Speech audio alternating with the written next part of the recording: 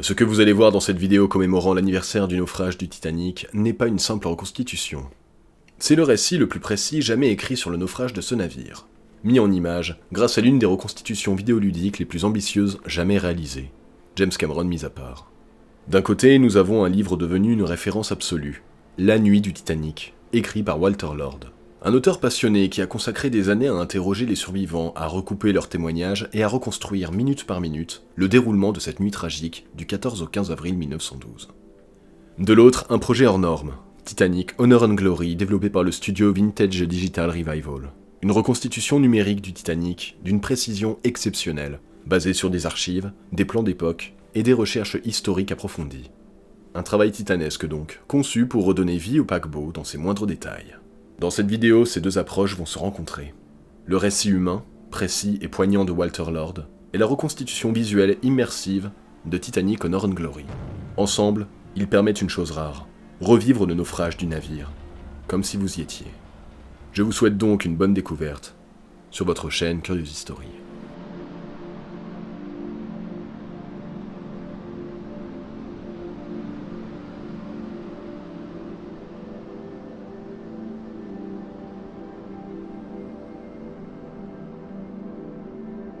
Notre histoire commence en hauteur, dans le nid de pie du paquebot de la Watchtower Line, le Titanic, où le veilleur Frederick Fleet observe la nuit.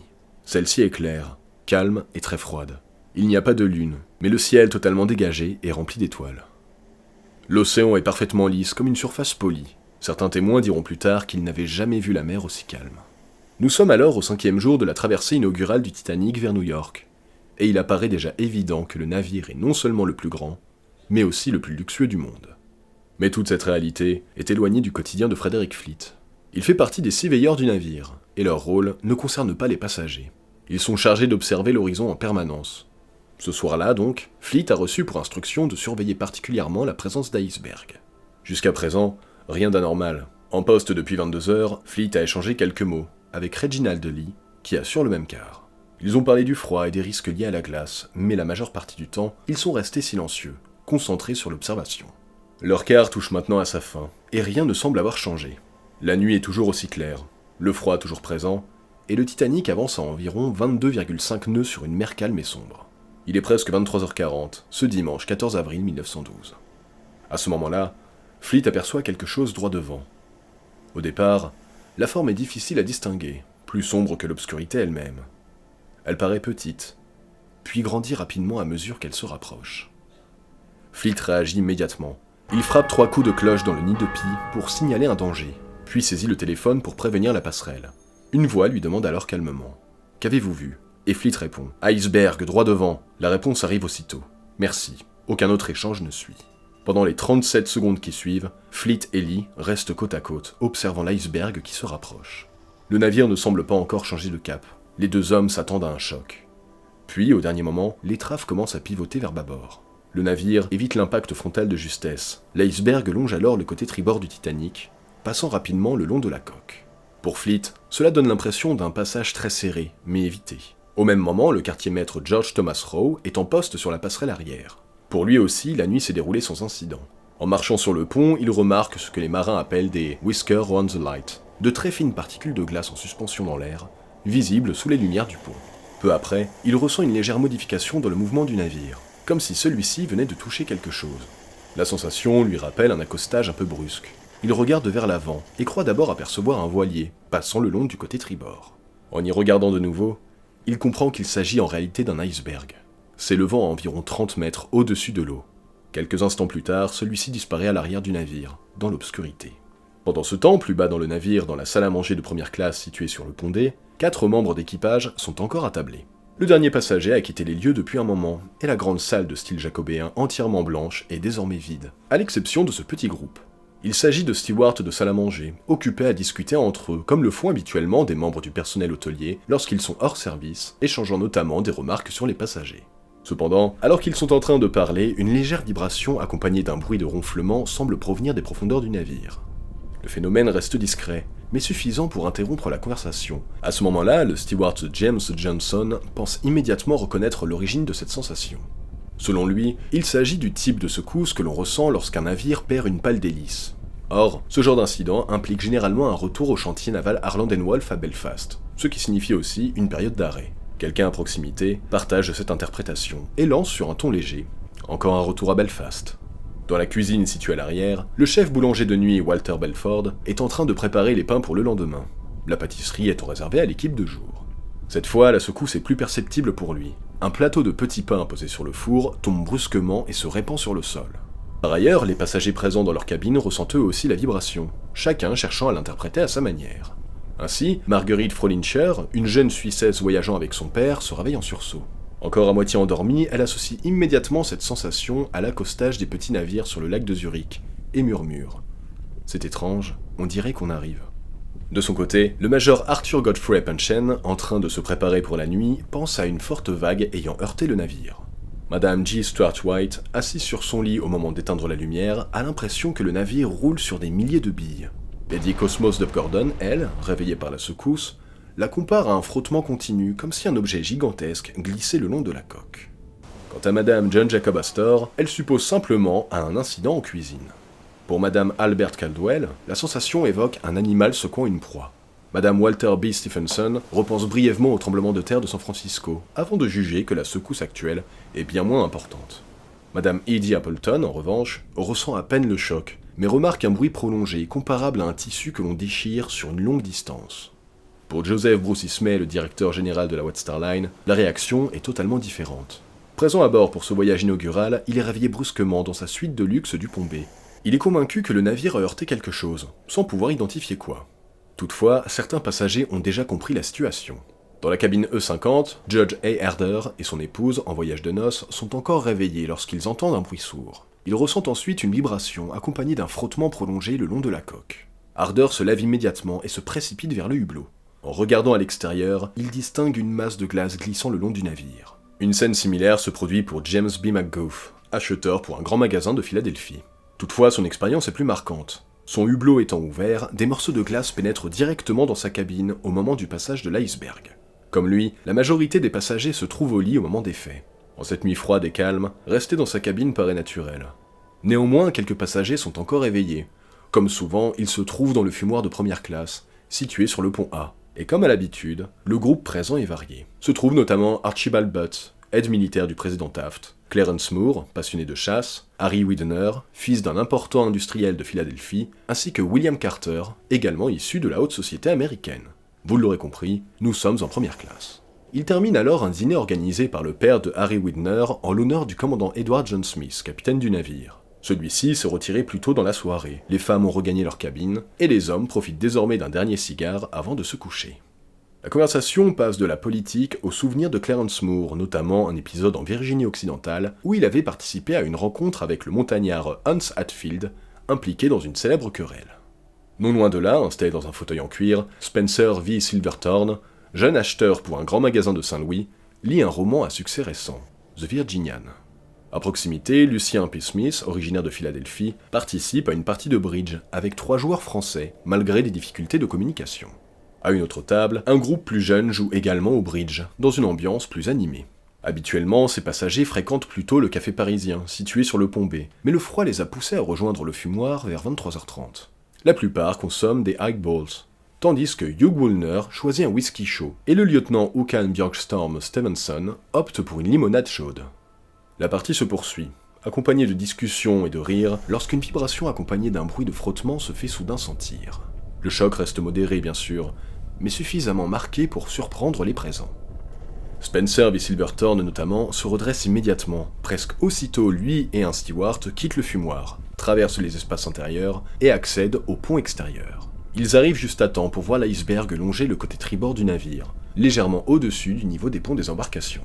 En passant, des morceaux de glace se détachent et tombent dans l'eau. En quelques instants, l'iceberg disparaît totalement dans l'obscurité à l'arrière. D'autres passagers du fumoir sortent à leur tour. En rejoignant le pont, Hugh Woolner entend quelqu'un annoncer « Nous avons heurté un iceberg, il est là !» En regardant vers l'arrière, à environ 150 mètres, il distingue une masse sombre se détachant sur le ciel étoilé. Puis elle disparaît à son tour dans l'obscurité. L'agitation retombe rapidement. Le Titanic semble intact, et le froid rend la présence sur le pont difficile à supporter. Progressivement, les passagers retournent à l'intérieur. Woolner reprend sa place, et la partie de bridge continue. Le dernier homme à rentrer remarque toutefois en fermant la porte que les machines semblent s'arrêter. Effectivement, sur la passerelle, le premier officier William Murdoch vient de placer le télégramme machine sur la position stop. Responsable de la navigation à ce moment-là, il a réagi immédiatement après l'alerte donnée par Frederick Fleet. En quelques instants, il a ordonné au quartier-maître Hitchens de tourner la barre à tribord, actionner le télégraphe pour inverser les machines, puis déclencher la fermeture des portes étanches. S'en est suivi un court moment d'attente. Désormais, il apparaît que ces actions n'ont pas suffi. Alors que le bruit de frottement s'estompe, le capitaine Edward John Smith arrive rapidement sur la passerelle depuis sa cabine, située à proximité. Dans la chaufferie numéro 6, le chauffeur Fred Barrett se trouvait avec le second mécanicien James Esquette lorsque l'alarme s'est déclenchée. Un signal sonore retentit, accompagné d'une lumière rouge au-dessus de la porte étanche menant vers l'arrière. La coque semble céder du côté tribord et l'eau pénètre rapidement dans le compartiment, se répandant autour des installations. Les deux hommes se précipitent à travers la porte, qui se referme derrière eux. Barrett constate que la situation est presque aussi critique dans la chaufferie numéro 5, où il vient de se réfugier. En effet, la brèche s'étend jusque dans ce compartiment sur environ 60 cm au-delà de la porte étanche fermée, et un important jet d'eau de mer s'y engouffre. À proximité, le soutier George Cavell tente de se dégager d'un amas de charbon tombé d'une soute sous l'effet du choc. Dans les chaufferies situées plus à l'arrière, les compartiments sont encore secs, mais l'atmosphère reste similaire. Les hommes se relèvent, s'interpellent et cherchent à comprendre ce qui vient de se produire. La situation est difficile à interpréter. Jusqu'à présent, le travail à bord du Titanic s'était déroulé dans des conditions particulièrement favorables. En tant que navire neuf effectuant son voyage inaugural, tout y est propre et bien organisé. Comme le rappelle plus tard le chauffeur George Kemish, les conditions de travail sont bien meilleures que sur les anciens navires, où la chaleur était éprouvante et les tâches plus pénibles.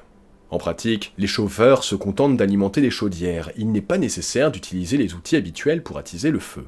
Ainsi, en cette soirée du dimanche, les hommes sont relativement détendus, assis sur des seaux ou sur les brouettes métalliques des soutiers, discutant en attendant la relève du quart de minuit à 4 heures. Puis survient le choc, suivi du bruit de frottement et de déchirure. Les signaux du télégraphe qui retentissent et la fermeture brutale des portes étanches. Malgré cela, la plupart des hommes ne comprennent pas immédiatement la situation. Une rumeur circule, selon laquelle le Titanic se serait échoué près des bancs de Terre-Neuve. Plusieurs y croient encore, même lorsqu'un soutier descend en courant en annonçant qu'un iceberg a été heurté. Par ailleurs, à environ 10 000 de là, le troisième officier Charles Victor Groves se trouve sur la passerelle du Californian, un navire de la Leyland Line reliant Londres à Boston. Ce cargo de 6 000 tonnes, pouvant transporter une quarantaine de personnes, n'en embarque aucun à ce moment-là. Depuis 22h30, le navire est immobilisé, entouré de glace dérivante qui bloquent sa progression. Vers 23h10, Groves remarque les feux d'un autre navire arrivant rapidement par tribord, en provenance de l'est. En dépassant le Californian à l'arrêt, le bâtiment éclairé par ses ponts apparaît comme un grand paquebot. Aux alentours de 23h30, Groves informe le capitaine Stanley Lord de cette observation. Celui-ci suggère d'établir un contact à l'aide de la lampe Morse, et Groves se prépare à le faire. Cependant, vers 23h40, il observe que le paquebot s'immobilise brusquement, et éteint une grande partie de ses lumières. Mais cette situation ne lui semble pas inhabituelle. Ayant déjà navigué en Extrême-Orient, il est habitué à voir les navires réduire leur éclairage à l'approche de minuit. Il ne considère donc pas d'autre explication, et n'envisage pas que les lumières soient toujours allumées, mais simplement moins visibles en raison d'un changement d'orientation du navire. Comme si rien d'important ne s'était produit, le veilleur Frederick Fleet reprend son observation. Madame Astor se rallonge dans son lit, et le lieutenant Stephenson retourne à sa limonade chaude. De son côté, à la demande de plusieurs passagers, le steward James Winters, responsable du fumoir de seconde classe, part vérifier l'origine de la secousse. Cependant, la plupart des joueurs de cartes ne prêtent guère attention à l'incident. En effet, la White Star Line interdisant habituellement les jeux le dimanche, les passagers profitent pleinement de cette exception accordée pour la soirée. Par ailleurs, dans le salon de seconde classe, aucun passager ne semble suffisamment préoccupé pour solliciter le bibliothécaire, qui continue simplement à classer les fiches de près de la journée. Dans les longs couloirs blancs menant aux cabines, l'ambiance reste inchangée. On entend des conversations discrètes, le bruit lointain d'une porte qui se referme, ou encore le pas régulier de quelques personnes circulant sans précipitation. En apparence, tout reste normal. Cependant, certains détails commencent à interpeller. Dans sa cabine du pont B, le jeune Jack Taylor, âgé de 17 ans, vient de souhaiter bonne nuit à ses parents. Alors qu'il boutonne sa veste de pyjama, il remarque soudain que le léger souffle d'air provenant du hublot entrouvert s'est arrêté. Un peu plus tard, dans une autre cabine, Monsieur et Madame Henry B. Harris jouent aux cartes. Fatigué, Monsieur Harris reste silencieux, tandis que Madame Harris observe distraitement ses vêtements suspendus. Elle constate alors que ceux-ci ne bougent plus. Encore un pont plus bas, Lawrence Bisley, professeur de sciences, est allongé dans sa couchette, en train de lire. et s'aperçoit que le mouvement régulier du navire qui accompagnait jusque-là sa lecture a cessé. En réalité, l'ensemble des bruits habituels du paquebot disparaît progressivement. Les craquements, le rythme des machines, les vibrations du navire. Le Titanic vient de s'immobiliser. Ce changement, plus encore que la secousse initiale, attire l'attention des passagers. Les sonnettes de service commencent à retentir, mais les réponses restent imprécises. Ainsi, lorsque Laurence Bisley interroge un steward, celui-ci lui répond simplement qu'il ne sait pas et que la situation ne doit pas être bien grave. Certaines personnes obtiennent néanmoins des informations un peu plus précises. Madame Arthur Ryerson apprend par un steward qu'il est question d'un iceberg et que le navire s'est arrêté pour éviter de le heurter. Elle hésite alors à réveiller son mari, qui dort profondément depuis le début de la soirée. Après avoir observé la mer calme à travers la fenêtre de sa cabine, elle décide finalement de le laisser dormir. D'autres passagers, en revanche, cherchent à en savoir davantage. Comme souvent à bord d'un navire, la curiosité pousse certains à se déplacer pour comprendre la situation. Dans la cabine C-51, le colonel Archibald Gracie s'habille méthodiquement avant de monter sur le pont.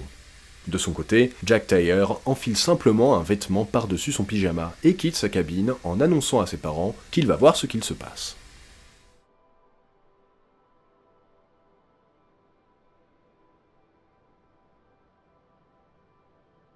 Sur le pont, il n'y a rien de particulièrement remarquable à observer, ni signe évident de danger. La plupart des passagers présents se déplacent sans but précis ou restent appuyés contre le bastingage, regardant dans l'obscurité dans l'espoir de comprendre ce qui se passe. Le Titanic est pourtant immobile, et 3 de ses 4 cheminées expulsent de la vapeur avec un bruit important qui contraste avec le calme de la nuit. En dehors de cela, rien ne semble anormal. À l'arrière du pont des embarcations, un couple âgé se promène tranquillement sans prêter attention au bruit ni à l'agitation autour d'eux. Cependant, le froid est intense et les observations limitées, si bien que la plupart des passagers finissent par entrer à l'intérieur. En rejoignant le grand hall du pont A, ils retrouvent d'autres personnes déjà levées mais restées à l'abri. L'ensemble forme un tableau particulier. Les tenues sont variées, mêlant peignoirs, vêtements de soirée, manteaux de fourrure et pulls. Le décor en revanche reste inchangé, avec sa grande verrière, ses boiseries et ses balustrades travaillées. Au centre, une grande horloge décorative domine l'ensemble. Dans ce contexte, les explications restent imprécises. Un steward indique à George Harder qu'il faudrait probablement plusieurs heures avant de repartir. De son côté, Howard Case évoque la possibilité d'un problème d'hélice, estimant que cela permettra de prolonger la soirée. Néanmoins, à ce stade, plusieurs passagers disposent déjà d'informations plus précises. Ainsi, Harvey Collier explique à son épouse que le navire a heurté un iceberg, mais qu'il n'y a pas de danger selon les propos d'un officier. Et donc, les Collier poursuivent leur soirée sans inquiétude particulière en seconde classe. Madame Collier, fatiguée, se contente de demander si quelqu'un semble inquiet, puis se recouche lorsque la réponse est négative. De la même manière, John Jacob Astor, après être allé vérifier la situation, informe son épouse que le navire a touché de la glace, sans gravité apparente. Son attitude reste calme, et Madame Astor ne manifeste aucune inquiétude. D'autres passagers adoptent une réaction similaire. William T. Stead, après avoir appris qu'il s'agit d'iceberg, estime qu'il n'y a rien de sérieux et retourne dans sa cabine. Monsieur et Madame Dickinson Bishop, rassurés par un steward qui évoque un simple contact avec de la glace, regagnent également leur cabine et reprennent leur activité. Mais peu après, Monsieur Albert Ed Stewart frappe à leur porte et les invite à sortir pour se divertir. En effet, plusieurs passagers considèrent l'événement comme une curiosité, et décident par conséquent d'observer l'iceberg, n'en ayant jamais vu auparavant. Dans le fumoir de seconde classe, l'un des passagers plaisante même en demandant s'il est possible d'utiliser de la glace provenant de l'iceberg pour son verre de whisky. Quoi qu'il en soit, lors du passage le long de la coque, des morceaux de glace se sont détachés et sont tombés sur le pont avant du côté tribord. Cet espace étant utilisé par les passagers de 3e classe, ceux-ci découvrent rapidement ces blocs de glace en venant observer la situation. Depuis sa cabine sur le pont B, Madame Natalie Weeks voit certains passagers manipuler des morceaux et se les lancer. Très rapidement, ces fragments de glace deviennent un objet de curiosité pour la plupart des passagers. Ainsi, le major Arthur Godfrey Potchen, chimiste industriel originaire de Toronto, en profite pour interpeller un compatriote plus en vue, Charles M. Hayes, président du Grand Trunk Railroad.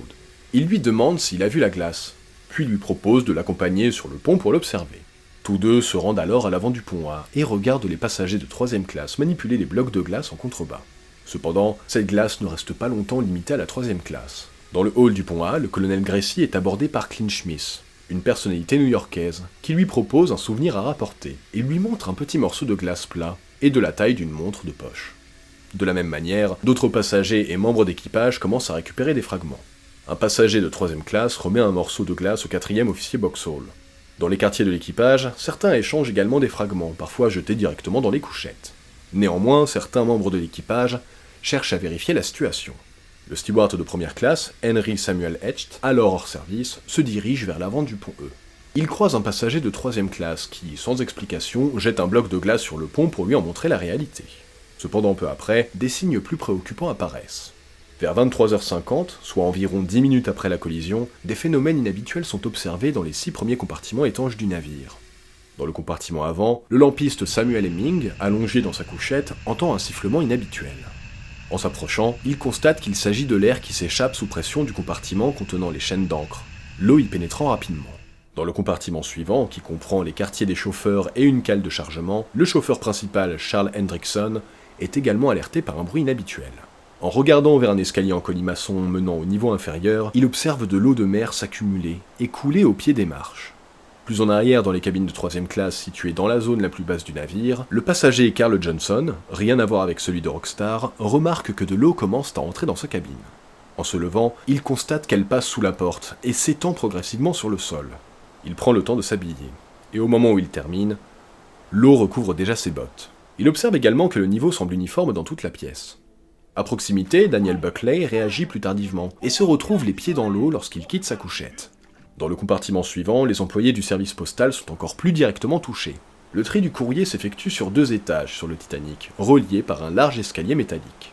En quelques minutes, l'eau monte jusqu'aux genoux des 5 employés présents, qui tentent alors de mettre à l'abri les sacs de courrier en les remontant vers un niveau supérieur.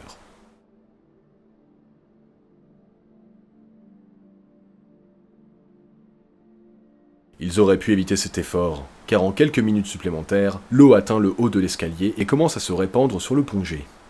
Les employés du service postal abandonnent alors complètement la salle du courrier et remontent vers le pont F. En haut des marches, ils rencontrent monsieur et madame Norman Campbell Chambers, attirés par le bruit alors qu'ils revenaient d'une balade sans résultat sur le pont extérieur.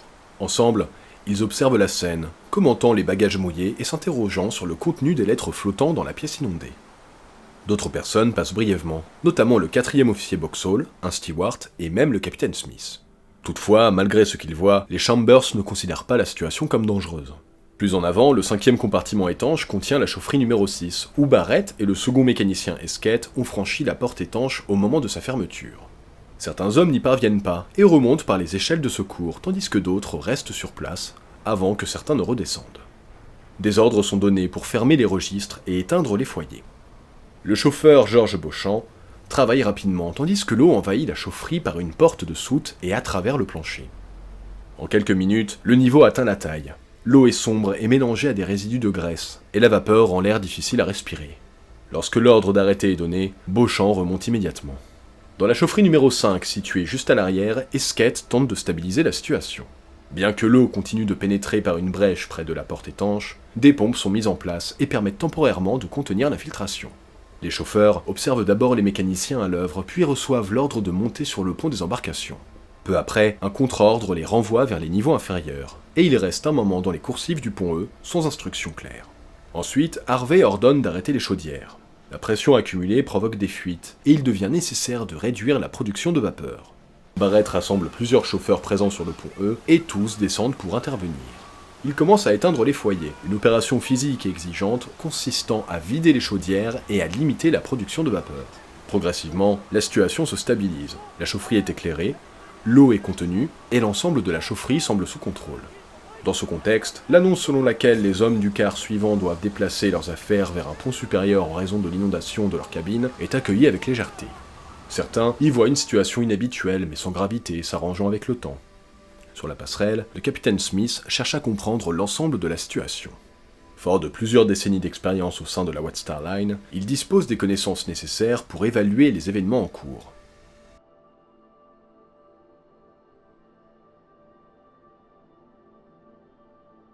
En effet, l'équipage et les passagers apprécient particulièrement le capitaine Smith, notamment pour sa combinaison d'autorité et de courtoisie. Juste après la collision, le capitaine Smith rejoint donc rapidement la passerelle. Avant de s'y installer pleinement, il se rend sur l'aile tribord pour tenter d'apercevoir l'iceberg. Le premier officier Murdoch et le 4e officier Boxhall l'accompagnent. Tous trois observent donc un instant l'obscurité. Boxhall y croit distinguer une forme à l'arrière, mais sans certitude. À partir de ce moment, les actions s'enchaînent. Le capitaine Smith demande à Boxhall d'effectuer une inspection rapide du navire. Celui-ci revient peu après et indique qu'il n'a constaté aucun dommage visible dans les zones accessibles, notamment à l'avant de la 3e classe. Il s'agit de la dernière information rassurante reçue par le capitaine.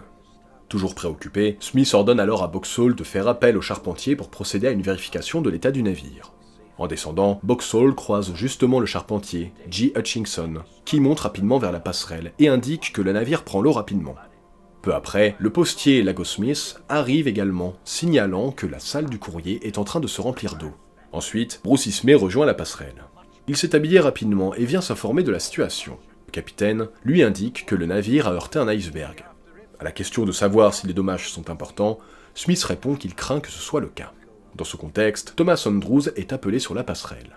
En tant que directeur des chantiers à London Wolf et concepteur du Titanic, il est considéré comme la personne la plus compétente pour évaluer la situation. Andrews connaît en détail la structure du navire et est habitué à analyser rapidement les problèmes techniques. Il est également reconnu pour sa capacité à comprendre les situations et à anticiper les réactions du navire. Depuis le début du voyage, Andrews inspecte régulièrement le navire, prenant des notes sur différents points à améliorer. Chaque soir, il dîne généralement avec le médecin du bord, avant de rejoindre sa cabine pour organiser ses observations. Ce soir-là, ses préoccupations concernent des éléments courants. Des ajustements dans les cuisines, certains détails de finition dans les espaces réservés aux passagers, ou encore des modifications d'aménagement. Concentré sur ces aspects, il remarque à peine la secousse initiale. Ce n'est qu'après avoir reçu le message du capitaine Smith qu'il se dirige vers la passerelle.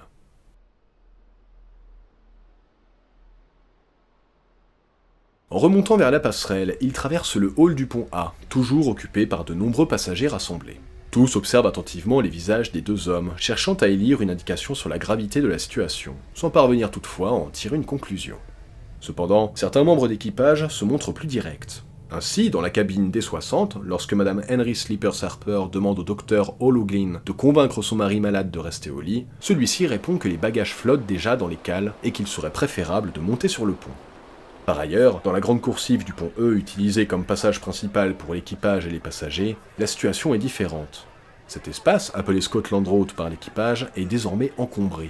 On y voit des chauffeurs provenant des chaufferies, mais surtout des passagers de 3e classe qui se déplacent vers l'arrière du navire, en transportant leurs affaires.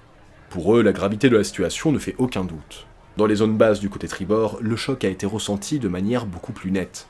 Ainsi, Madame Céline Yersbeck et son mari quittent leur cabine pour vérifier la situation. Plutôt que de monter immédiatement sur le pont, ils regardent vers les niveaux inférieurs et aperçoivent les mécaniciens en train d'intervenir, tandis que l'eau envahit les compartiments. Ils retournent alors rapidement dans leur cabine pour s'habiller. Dans le même temps, certains passagers remarquent des changements plus subtils. En descendant un escalier, Lawrence Bisley a l'impression que les marches ne sont pas parfaitement horizontales. De même, le major Putchen, en observant le pont, constate une légère inclinaison du navire et le signale à Charles Hayes. Celui-ci reste toutefois confiant et affirme que le navire ne peut pas couler. D'autres perçoivent également cette inclinaison, sans pour autant la commenter. Dans la chaufferie numéro 5, Barrett choisit de ne rien dire aux mécaniciens. Sur le pont A, le colonel Gracie et Clint Smith adoptent la même attitude. Sur la passerelle, les instruments indiquent pourtant clairement une légère inclinaison vers l'avant et sur tribord. Dans ce contexte, Thomas Andrews et le capitaine Smith analysent rapidement la situation. L'eau a envahi plusieurs compartiments à l'avant du navire, le réservoir de pointe avant, les premières cales, la salle du courrier, ainsi que les chaufferies numéro 6 et numéro 5. En l'espace de 10 minutes, le niveau de l'eau a considérablement augmenté dans ces zones. En regroupant ces éléments, il conclut que la coque a subi une ouverture importante, s'étendant sur plusieurs compartiments. Or, le Titanic est conçu pour rester à flot avec un nombre limité de compartiments inondés. Il peut supporter l'inondation de 2 compartiments, voire davantage dans certaines configurations. Toutefois, dans la situation actuelle, avec les premiers compartiments touchés simultanément, il devient impossible de maintenir le navire à flot.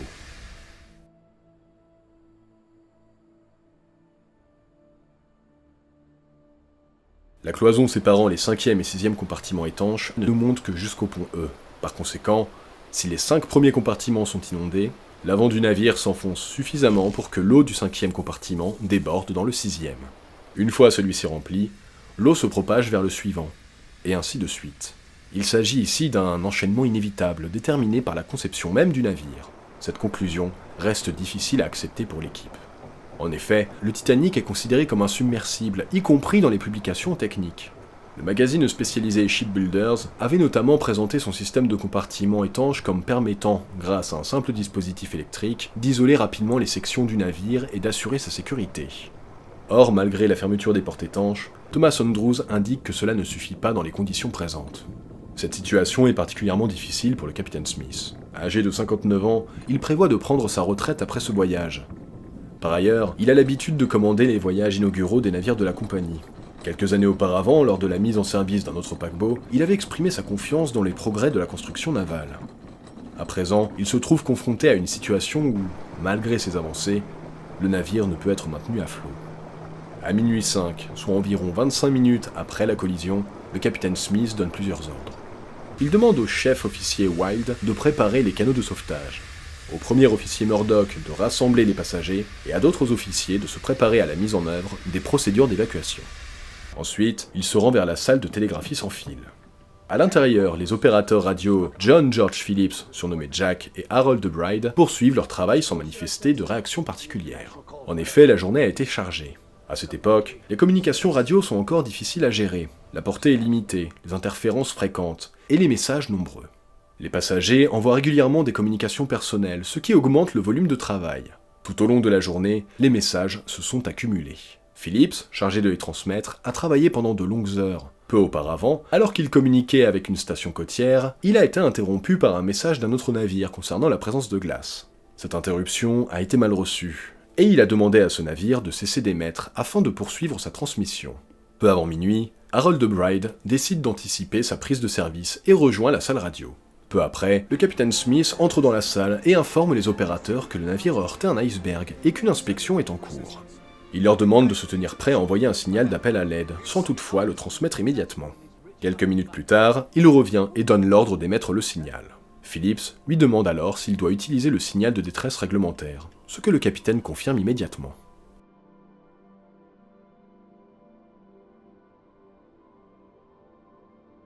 Le capitaine remet alors à Phillips un papier indiquant la position du Titanic. Celui-ci prend les écouteurs des mains de Bride et à minuit 15 commence à transmettre le signal CQD, qui constitue à l'époque l'appel international de détresse, suivi de MGY, indicatif du navire. Le message est répété à plusieurs reprises et se diffuse dans l'Atlantique. À une dizaine de milles nautiques de là, sur le Californian, le troisième officier Charles Victor Groves se trouve dans la cabine de l'opérateur radio Cyril F. Evans. Groves s'intéresse aux informations transmises par radio et a l'habitude de venir consulter les messages reçus. Il manipule parfois lui-même l'équipement. Habituellement, cette présence ne pose pas de problème à Evans. Sur ce type de navire, peu d'officiers s'intéressent aux communications radio, et Groves constitue une exception. Evans apprécie donc ces échanges. Cependant, ce soir-là, la situation est différente. La journée a été particulièrement chargée, et Evans n'a pas été relevé à son poste. De plus, il a été interrompu plus tôt lorsqu'il tentait de transmettre un message concernant la présence de glace. À 23h30, conformément à son horaire, il décide donc de cesser les transmissions et de se reposer.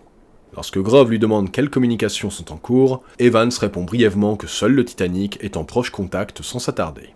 Groves tente alors d'écouter lui-même les transmissions en utilisant les écouteurs. Toutefois, ne maîtrisant pas parfaitement l'équipement, il ne règle pas correctement le dispositif, qui nécessite un fonctionnement mécanique spécifique. En conséquence, il ne perçoit aucun message.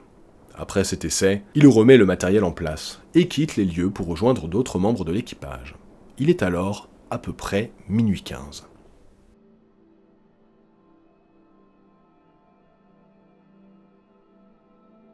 La porte du quartier des cuisiniers s'ouvre brusquement et vient heurter la couchette de l'aide-boulanger Charles Burgess. Réveillé en sursaut, il aperçoit le second steward George Dodd dans l'encadrement. Habituellement jovial, celui-ci se montre cette fois sérieux et ordonne aux hommes de se lever en annonçant que le navire est en train de couler.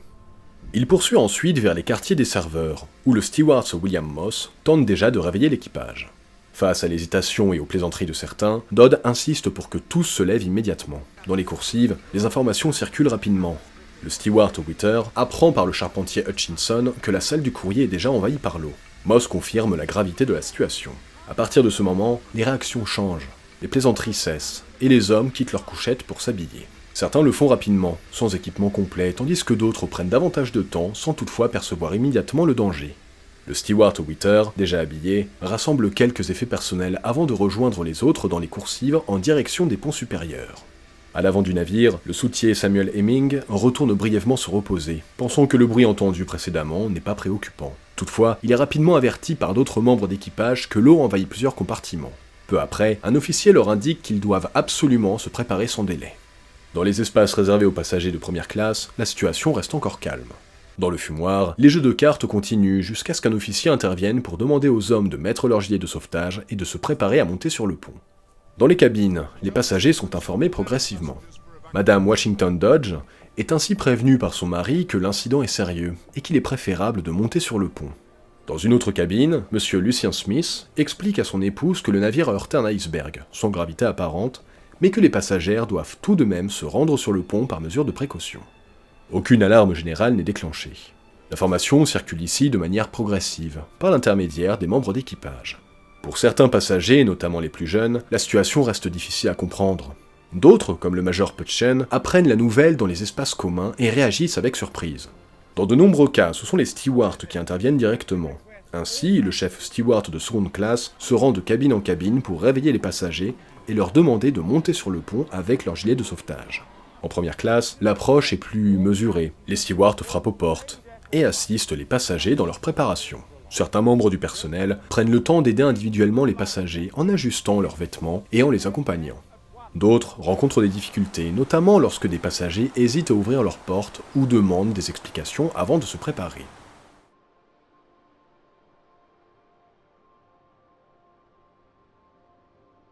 Dans une autre partie du navire, une porte bloquée pose un problème différent.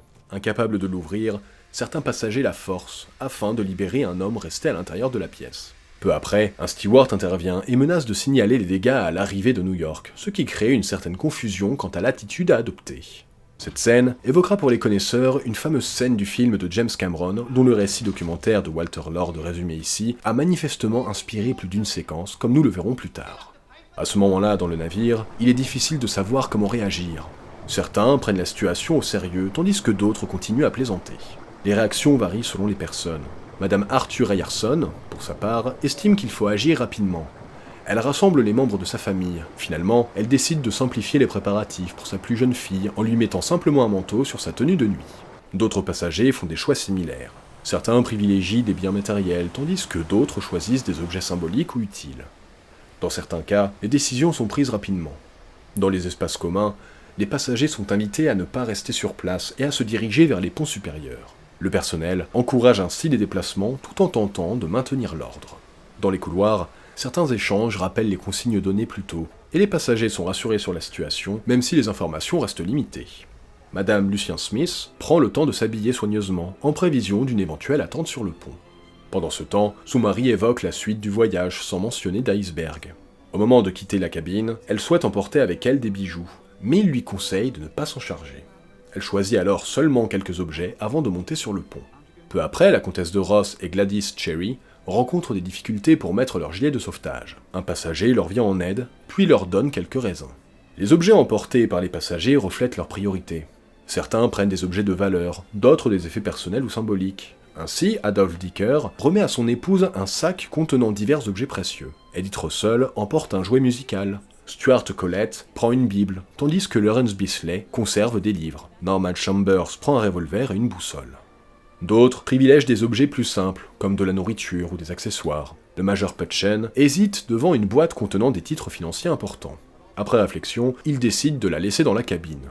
Il quitte les lieux, revient brièvement pour récupérer quelques objets personnels, puis part définitivement. Dans le hall du pont C, le commissaire de bord encourage les passagers à se diriger vers le pont supérieur. Le personnel accompagne les déplacements et incite à ne pas rester sur place. Progressivement, les passagers montent les escaliers. Le groupe présente une grande diversité de situations. Certains sont habillés de manière complète, d'autres portent des vêtements de nuit ou des tenues improvisées. Les différences reflètent les choix individuels et la perception de la situation. En première classe, certaines personnes sont correctement équipées, tandis que d'autres sont sorties rapidement sans préparation complète. En seconde classe, les passagers adoptent généralement des vêtements simples et pratiques. Certains pensent revenir rapidement dans leur cabine et ne prennent que le strict nécessaire. Enfin, en troisième classe, la situation est plus difficile à gérer en raison de la configuration du navire qui sépare les passagers selon leur statut. Cette organisation complique les déplacements et la compréhension des consignes.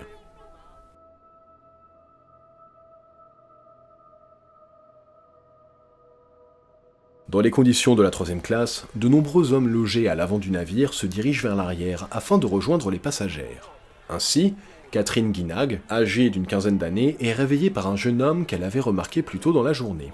Celui-ci lui indique que quelque chose ne va pas et qu'elle doit se préparer. De son côté, Anna Joblom est réveillée lorsqu'un jeune homme entre dans la cabine pour prévenir sa compagne de chambre. Il lui remet également un gilet de sauvetage et l'encourage à monter sur le pont. D'abord peu réactive en raison de son état, elle finit par suivre le mouvement, aidée notamment par Alfred Wiklund. Par ailleurs, certains passagers prennent des responsabilités particulières. Olo Sabelset, un Norvégien de 26 ans, cherche à retrouver une jeune fille confiée à sa charge pendant le voyage. Après l'avoir localisée, il rejoint les ponts supérieurs avec plusieurs membres de son groupe, empruntant les escaliers réservés à la troisième classe. Une fois sur le pont, les passagers se regroupent selon leur classe, chacun restant dans les zones qui lui sont habituellement attribuées. L'ensemble de la foule attend les instructions, dans une atmosphère mêlant calme et incertitude. Quelques échanges ont lieu, toutefois sous forme de remarques légères sur les gilets de sauvetage ou la situation. Vers minuit 30, le colonel Gracie croise Fred Wright, responsable du cours de squash. Évoquant leur rendez-vous prévu le lendemain, il lui adresse une remarque à ce sujet. Wright répond brièvement, son développé et les yeux dans le vide. En réalité, l'eau a déjà atteint le niveau de cette installation. Dans la salle de sport, située à proximité du pont des embarcations, monsieur et madame Astor sont assis côte à côte, portant leur gilet de sauvetage. Monsieur Astor examine l'un d'eux, pour en observer simplement leur composition. Pendant que les passagers attendent, l'équipage se met en place. Des membres du personnel issus de différents services rejoignent leur poste sur le pont. Certains officiers arrivent avec un léger retard. Le 5e officier Harold Lowe, qui n'était pas en service au moment de la collision, est réveillé par l'activité à proximité de sa cabine. En constatant la situation, il s'habille rapidement et rejoint le pont pour participer aux opérations. Le second officier Charles Lightoller arrive également peu après, pour des raisons différentes.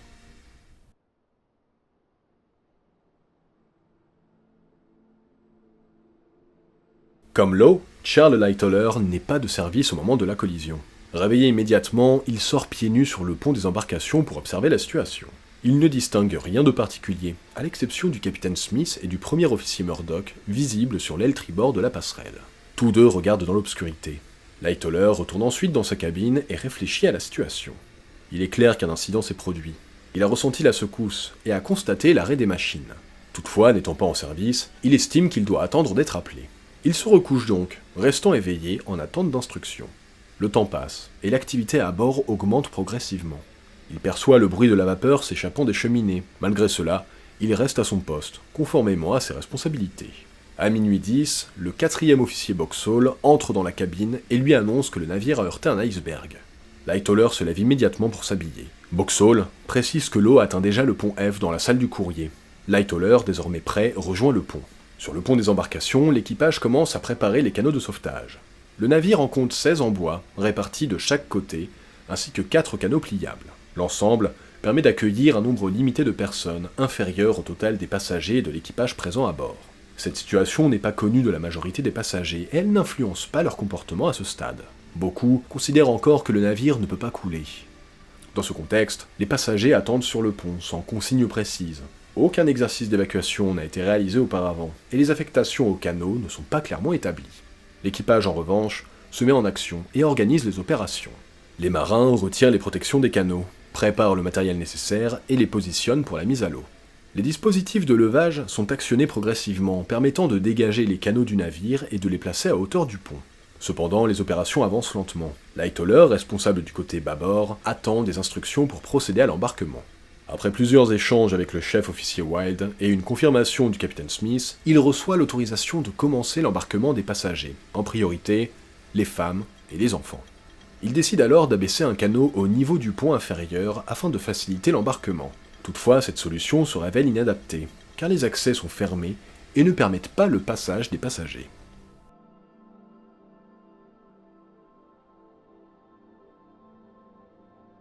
Pendant que quelqu'un est envoyé pour ouvrir les fenêtres, Lightoller appelle rapidement les passagers et se dirige vers l'arrière en direction du canot numéro 6. Placé entre le pont et l'embarcation, il appelle les femmes et les enfants à embarquer. Cependant, la réaction reste limitée. Beaucoup hésitent à quitter le navire pour monter dans un canot. Certains passagers estiment même qu'ils sont plus en sécurité à bord qu'à l'extérieur. Dans plusieurs cas, les passagers refusent d'embarquer. Certains commentaires témoignent de cette hésitation, et les officiers doivent parfois insister ou renoncer face à un refus. Par ailleurs, un groupe de musiciens est rassemblé sous la direction de Wallace Hartley. Ils commencent à jouer dans les espaces intérieurs, puis se déplacent vers le pont des embarcations. Leur présence contribue à maintenir une certaine normalité dans l'ambiance générale. L'orchestre est composé de musiciens recrutés pour leurs compétences, certains provenant d'autres navires. Ils jouent un répertoire varié, adapté à la situation, et poursuivent leurs prestations pendant que les opérations se mettent en place. Du côté tribord, les opérations avancent légèrement plus rapidement. Bruce Ismay intervient à plusieurs reprises pour inciter les officiers à accélérer les embarquements. Toutefois, les officiers suivent les procédures établies et attendent les ordres du commandement avant d'agir. Après clarification, l'embarquement commence sous la direction des officiers. Certains passagers sont encouragés à embarquer par leurs proches, tandis que d'autres attendent davantage d'informations avant de se décider. Progressivement, les canots commencent à se remplir. Lorsque les volontaires se font moins nombreux, certains hommes sont autorisés à embarquer pour compléter les places disponibles. Le même processus se déroule pour les canots voisins. L'embarquement se fait progressivement avec un nombre de passagers encore limité dans certains canots. Finalement, le premier canot est mis à l'eau vers minuit 45. Ensuite, les officiers organisent les départs suivants et donnent les instructions aux équipages chargés de manœuvrer les canots. Alors que le canot numéro 5 descend lentement, Bruce Ismay insiste pour accélérer la manœuvre, répétant ses instructions de manière pressante. Toutefois, le 5e officier Law lui répond fermement qu'une précipitation pourrait mettre les passagers en danger. Face à cette réaction, Ismay cesse d'intervenir et se dirige vers un autre canot. Cet échange marque les esprits au sein de l'équipage, certains considérant qu'il s'agit d'un incident inhabituel compte tenu des positions respectives des deux hommes. Malgré cela, beaucoup pensent encore que le navire pourra atteindre sa destination, ou, au minimum, que les passagers seront transférés vers d'autres navires. Sur le pont, certains passagers restent calmes. Charles Hayes estime que le navire peut encore rester à flot plusieurs heures. D'autres, comme certains membres du personnel ou passagers, ne manifestent pas d'inquiétude immédiate et poursuivent leur activité ou leurs discussions dans les espaces intérieurs. Dans différents endroits du navire, l'activité continue de manière relativement ordinaire. Dans la salle de sport ou dans les salons, certains passagers restent assis et discutent. Dans les espaces techniques, les membres d'équipage poursuivent leurs tâches ou se préparent à intervenir. À l'arrière du navire, le quartier-maître Rowe, qui n'a pas été informé de la situation, remarque un canot déjà à l'eau. Il contacte la passerelle pour signaler cette observation. Après échange, il reçoit l'ordre de rejoindre immédiatement la passerelle en apportant du matériel de signalisation. Par ailleurs, certains membres du personnel prennent conscience de la gravité de la situation. Des informations circulent progressivement et certains témoignages indiquent que l'eau continue de monter dans plusieurs zones du navire. Thomas Andrews intervient activement auprès de l'équipage et des passagers. Il donne des instructions adaptées à chaque situation, encourageant le port du gilet de sauvetage et la diffusion d'une attitude rassurante afin d'éviter toute agitation. Selon les interlocuteurs, il adapte son discours, fournissant des informations plus ou moins précises. Dans le même temps, certains membres de l'équipage constatent directement l'évolution de la situation. Ainsi, en se rendant dans une zone du navire, un marin observe une entrée d'eau importante qui confirme la progression de l'inondation.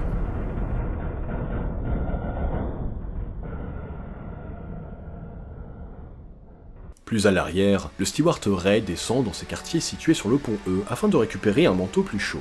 En remontant, il emprunte la grande coursive centrale. Contrairement à l'agitation précédente, l'endroit est désormais calme. Il n'y a plus de passagers ni de membres d'équipage, mais il remarque au fond la présence d'eau qui circule dans le couloir. Un peu plus loin, un steward, Waite, descend sur le pont F pour récupérer des effets personnels. Les espaces qu'il traverse sont encore secs, mais en revenant vers les escaliers, il observe un écoulement d'eau provenant du niveau supérieur. Arrivé sur le pont E, il constate que l'eau provient de l'avant du navire. Il en déduit que l'eau contenue dans un compartiment inférieur a atteint un niveau suffisant pour passer dans le compartiment suivant. Dans la chaufferie numéro 5, la situation semble temporairement maîtrisée. Après l'arrêt des foyers, une partie de l'équipage remonte vers les ponts supérieurs, tandis que quelques hommes restent pour assister les mécaniciens dans le fonctionnement des pompes. L'intervention nécessite l'ouverture de certaines trappes afin d'accéder au mécanisme. L'environnement devient rapidement difficile en raison de la vapeur générée. La visibilité est réduite, mais les hommes poursuivent leur travail. Au cours des opérations, un mécanicien chute dans une ouverture et se blesse. Il est transporté vers une zone sécurisée, puis les autres reprennent leurs tâches. Peu après, un ordre général demande aux hommes de rejoindre les postes d'évacuation. Certains quittent alors la chaufferie, tandis que d'autres continuent à intervenir sur les équipements. Pendant un moment, la situation semble stabilisée. Cependant, la situation évolue brusquement lorsque l'eau envahit rapidement la chaufferie depuis l'avant. La cloison séparant deux compartiments cède, entraînant une entrée d'eau importante. Les hommes présents tentent de se mettre en sécurité en rejoignant les issues disponibles. Pendant ce temps, dans la salle radio, les communications se poursuivent. Les opérateurs transmettent des appels de détresse et reçoivent les réponses des navires situés à proximité. Plusieurs bâtiments accusent réception du message et indiquent leur position. Les informations se diffusent progressivement, relayées entre les navires et vers les stations terrestres. L'incident devient rapidement connu sur une zone étendue. À proximité, un navire répond au message et demande des précisions. L'opérateur du Titanic indique alors la situation et transmet les coordonnées du navire. Peu après, une réponse confirme qu'un bâtiment se dirige vers la zone pour porter assistance. D'autres échanges ont lieu avec des navires plus éloignés, certains demandant des informations supplémentaires sur la situation. Le capitaine Smith se rend alors dans la salle radio afin d'obtenir une vision directe de la situation. À ce moment-là, l'Olympique, navire jumeau du Titanic, entre en contact. Bien qu'éloigné d'environ 500 000, il dispose d'un équipement radio puissant et pourrait participer à une opération de secours. Phillips maintient la communication avec lui, mais tout en continuant de solliciter les navires plus proches. Le capitaine s'informe du signal utilisé, et Phillips indique qu'il transmet le CQD, signal de détresse en usage. Braille suggère alors d'utiliser le signal SOS, récemment adopté dans les conventions, plus simple à identifier. Phillips accepte et modifie l'appel. Vers minuit 45, le Titanic émet ainsi un signal SOS, sauver nos âmes. Cependant, aucun des navires contactés ne semble aussi proche qu'un bâtiment visible à environ 10 000 sur bâbord. Depuis la passerelle, Boxall observe cette lumière à l'aide de jumelles. Il tente d'établir un contact par signaux lumineux, pensant apercevoir une réponse, sans pouvoir la confirmer. Face à cette incertitude, des mesures supplémentaires sont prises. Lorsque le quartier-maître Rowe arrive avec les fusées de signalisation, le capitaine ordonne d'en tirer régulièrement afin d'attirer l'attention. Ainsi, une première fusée est lancée vers minuit 45. Elle s'élève au-dessus du navire avant d'éclater en lumière, visible à distance. Sur le Californian, situé à proximité, certains membres d'équipage observent ces signaux. L'apprenti James Gibson remarque le navire immobile et tente d'interpréter les lumières qu'il aperçoit.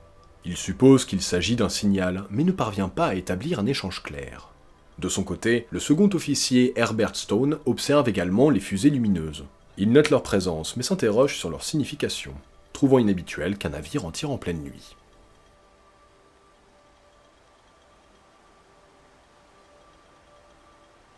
Sur le navire, la plupart des passagers se retrouvent surpris par l'envoi soudain de ces fusées.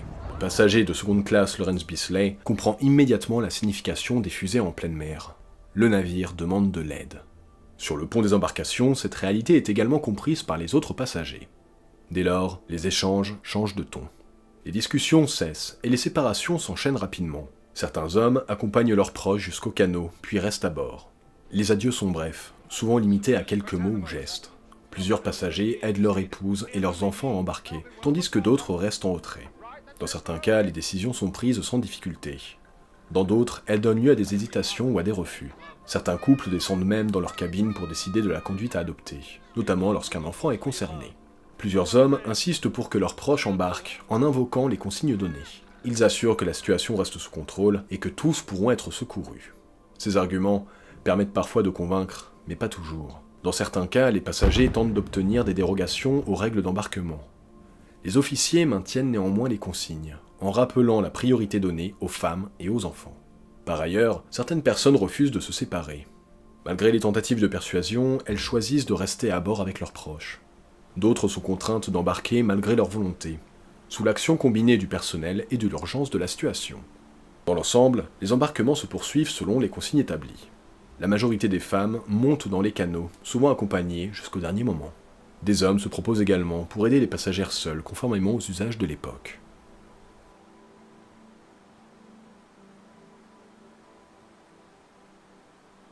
Dans ce contexte, l'assistance entre passagers prend une importance particulière. Dans la foule, certains passagers perdent de vue les personnes qu'ils accompagnaient et ne les retrouvent que plus tard. Par ailleurs, plusieurs hommes tentent d'aider les mêmes passagères, ce qui montre l'incertitude générale et l'absence de coordination précise.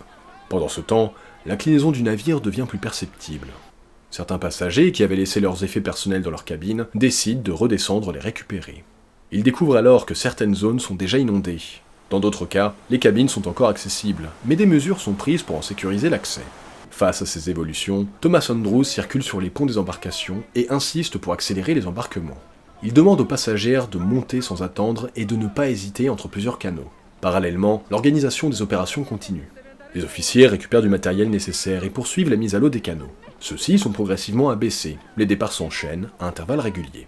À mesure que les canots quittent le navire, certains passagers choisissent de rester à bord, estimant que la situation peut encore évoluer favorablement. D'autres membres d'équipage, en revanche, adoptent une attitude plus prudente. Sur la passerelle, les informations se précisent. Le capitaine Smith indique une estimation du temps restant avant une évolution critique de la situation. Dans le même temps, certains membres d'équipage suivent l'évolution de l'eau à l'intérieur du navire, en observant sa progression dans les escaliers et les compartiments inférieurs.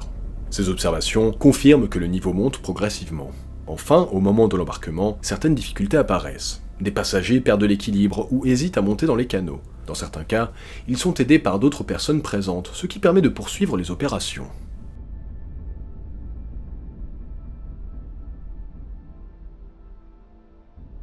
Face aux hésitations, certains membres d'équipage imposent des décisions. Ainsi, un steward insiste pour qu'une passagère embarque malgré ses protestations, rappelant qu'elle n'a pas le choix. Par ailleurs, une tentative d'organisation visant à embarquer les passagers depuis des ponts inférieurs échoue. Les accès prévus ne sont pas ouverts à temps, certains canots quittent leur position sans attendre, et des passagers restent bloqués derrière des portes fermées. Dans certains cas, des personnes doivent être aidées pour remonter vers les ponts supérieurs. Le manque de marins expérimentés complique encore la situation. Plusieurs membres d'équipage ont déjà été affectés au premier canot, ou à d'autres tâches essentielles. Certains disparaissent en tentant d'ouvrir des accès inférieurs. Par conséquent, les effectifs disponibles pour manœuvrer les canots deviennent limités, obligeant à réduire le nombre d'hommes affectés à chaque embarcation. Dans ce contexte, certaines situations inhabituelles se produisent.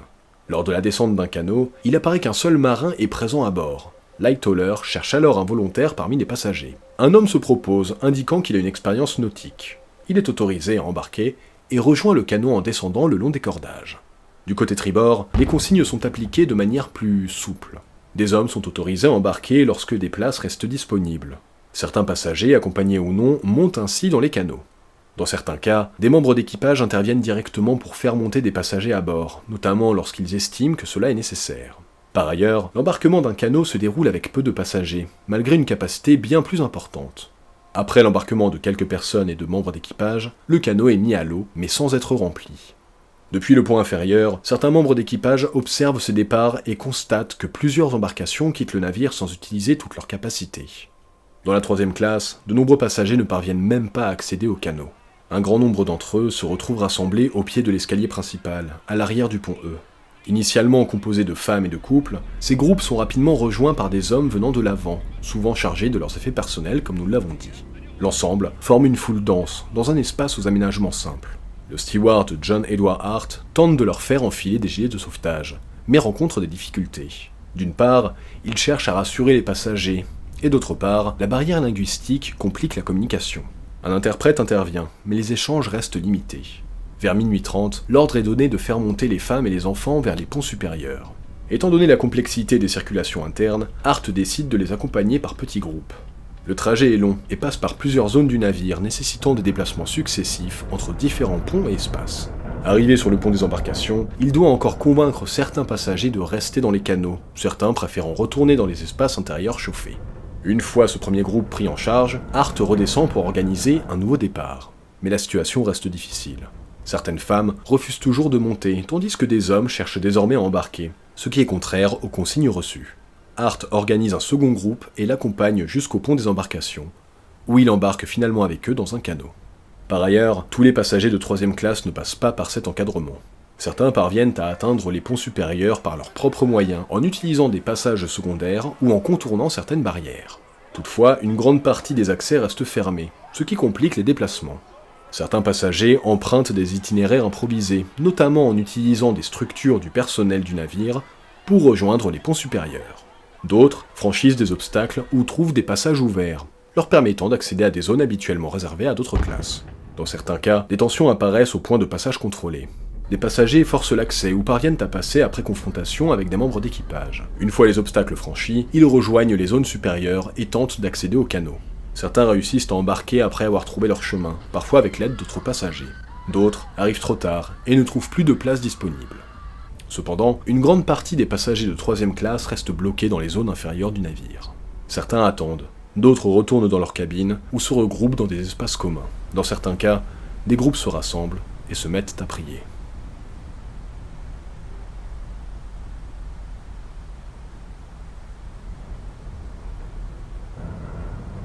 Le personnel du restaurant à la carte se trouve dans une situation particulièrement défavorable. N'étant ni passagers ni membres de l'équipage au sens strict, ils ne bénéficient d'aucun statut clair. De plus, leur origine étrangère complique leur prise en charge dans ce contexte. Dès le début, ils sont regroupés dans les zones inférieures du navire, et seuls quelques-uns parviennent à atteindre le pont des embarcations, notamment parce qu'ils sont confondus avec des passagers. Dans les espaces techniques, notamment dans la salle des machines, les hommes poursuivent leurs tâches, sans envisager de quitter leur poste. Leur priorité reste le maintien du fonctionnement des équipements essentiels, production de vapeur, éclairage et pompe. Des ajustements sont effectués pour faciliter la circulation et l'intervention dans les compartiments. Certains membres de l'équipage interviennent pour aider leurs collègues ou optimiser le fonctionnement des installations. D'autres participent à des opérations visant à limiter les risques techniques, notamment en réduisant l'activité des chaudières afin d'éviter tout incident supplémentaire comme des explosions. Cependant, la situation évolue rapidement. L'eau continue de monter dans les compartiments inférieurs, obligeant certains hommes à quitter leur poste. Dans certains cas, des hésitations apparaissent notamment entre rester pour poursuivre les opérations ou se mettre en sécurité. Pendant ce temps, la majorité des canots a déjà quitté le navire. Depuis les canots, les passagers observent le Titanic toujours éclairé et apparemment stable malgré son inclinaison. La présence de lumière et d'activité à bord contraste avec la situation réelle. Les canots s'éloignent lentement, certains recevant l'ordre de se maintenir à proximité, d'autres de se diriger vers un navire aperçu à distance. Des tentatives de communication sont engagées avec ce navire, notamment par signaux lumineux et fusées. Sur la passerelle, les officiers poursuivent leurs tentatives de contact. Des signaux sont envoyés régulièrement, sans réponse immédiate. Une autre lumière est aperçue, mais elle est identifiée comme un phénomène naturel. Du côté du Californian, les membres d'équipage observent également les signaux lumineux. Ils comptent les fusées et tentent d'interpréter leur signification en plaisantant. Des échanges ont lieu à bord concernant leur nature sans qu'une conclusion claire soit immédiatement établie. En observant le navire à distance, ils constatent des changements dans son apparence, notamment une inclinaison et une modification dans les feux visibles.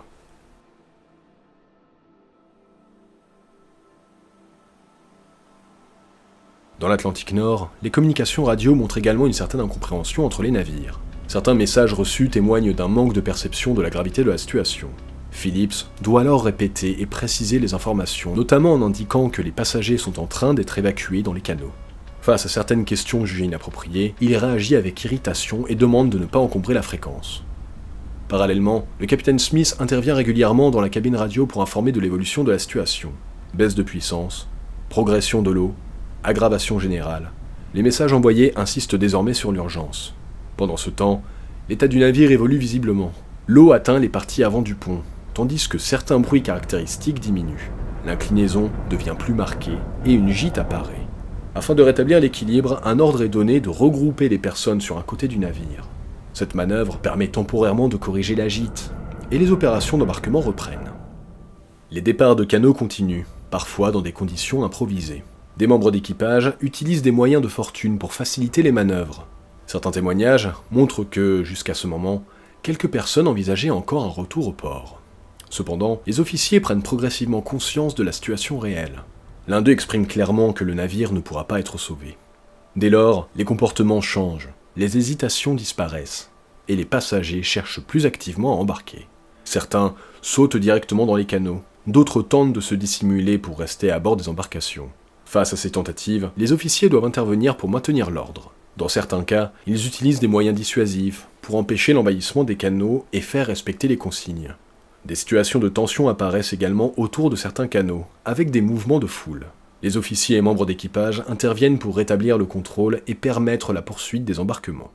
Pendant ce temps, certains passagers observent la scène sans intervenir directement, évaluant la situation et prenant leurs décisions.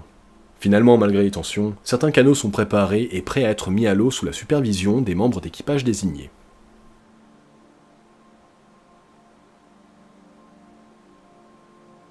En parallèle, la présence de Bruce Ismay sur le pont illustre un rôle fluctuant entre passagers et membres actifs de l'organisation. Il participe de nouveau aux opérations, notamment sur la passerelle et lors de l'organisation des canots. Cependant, à un moment avancé des évacuations, il monte lui-même dans un canot, quittant ainsi le navire. Dans le même temps, d'autres passagers adoptent des comportements variés. Certains restent à l'écart, sans chercher à embarquer immédiatement. D'autres accompagnent leurs proches jusqu'au canot, échangeant quelques mots avant leur séparation. Plusieurs groupes d'hommes se rassemblent sur le pont, discutant ou observant la situation. Contrairement à certaines idées reçues, tous ne participent pas activement aux opérations. Certains passagers laissent des messages ou des indications à transmettre en cas de disparition. D'autres choisissent de rester à bord, dans une attitude résolue, parfois en adoptant une tenue formelle. On observe également la présence de couples qui décident de rester ensemble, sans chercher à se séparer, pour embarquer et qui finissent par disparaître dans les intérieurs du navire. Parallèlement, certains passagers aident l'équipage à organiser les embarquements, notamment en accompagnant des femmes vers les canots. Du côté de l'équipage, l'activité reste intense. Les officiers continuent de coordonner les opérations malgré la fatigue et les conditions difficiles. Des échanges ont lieu entre membres de l'équipage, parfois sous forme d'adieux. Dans le même temps, l'évolution de la situation est observable à bord. Le niveau de l'eau progresse désormais vers les ponts supérieurs, ce qui confirme l'urgence. Malgré cela, certains éléments restent inchangés. L'éclairage est maintenu, et la musique continue. Il reste alors un nombre limité de canots à mettre à l'eau, et l'un d'eux pose des problèmes depuis un certain temps en raison des contraintes techniques. Des interventions sont nécessaires pour permettre son utilisation.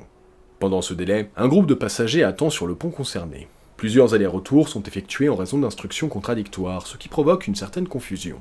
Finalement, lorsque les conditions permettent l'embarquement, des dispositifs improvisés sont mis en place pour faciliter l'accès aux canots.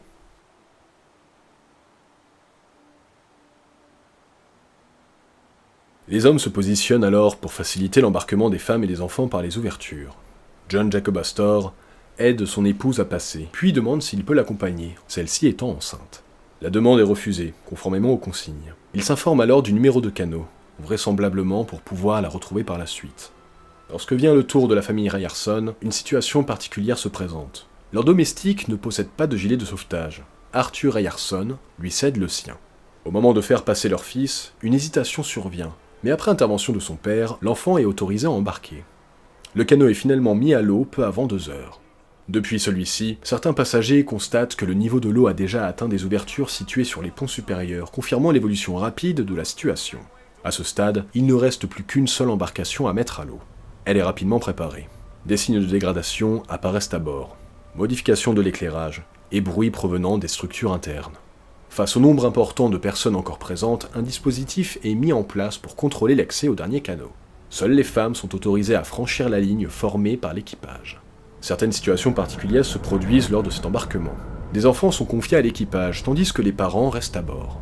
D'autres passagers accompagnent des femmes jusqu'à la limite autorisée puis se retirent. Dans les derniers instants de l'embarquement, des choix individuels interviennent. Une passagère laisse sa place à une autre, estimant que celle-ci doit embarquer en priorité. Le canot est ensuite mis à l'eau. À proximité, d'autres passagers cherchent encore à rejoindre une embarcation. Certains tentent de sauter directement dans le canot en cours de descente. Dans certains cas, ils parviennent à embarquer au dernier moment. Une fois le canot à l'eau, ils s'éloignent du navire. Les personnes restées à bord continuent d'observer les opérations, tandis que l'équipage annonce la possibilité d'une autre embarcation.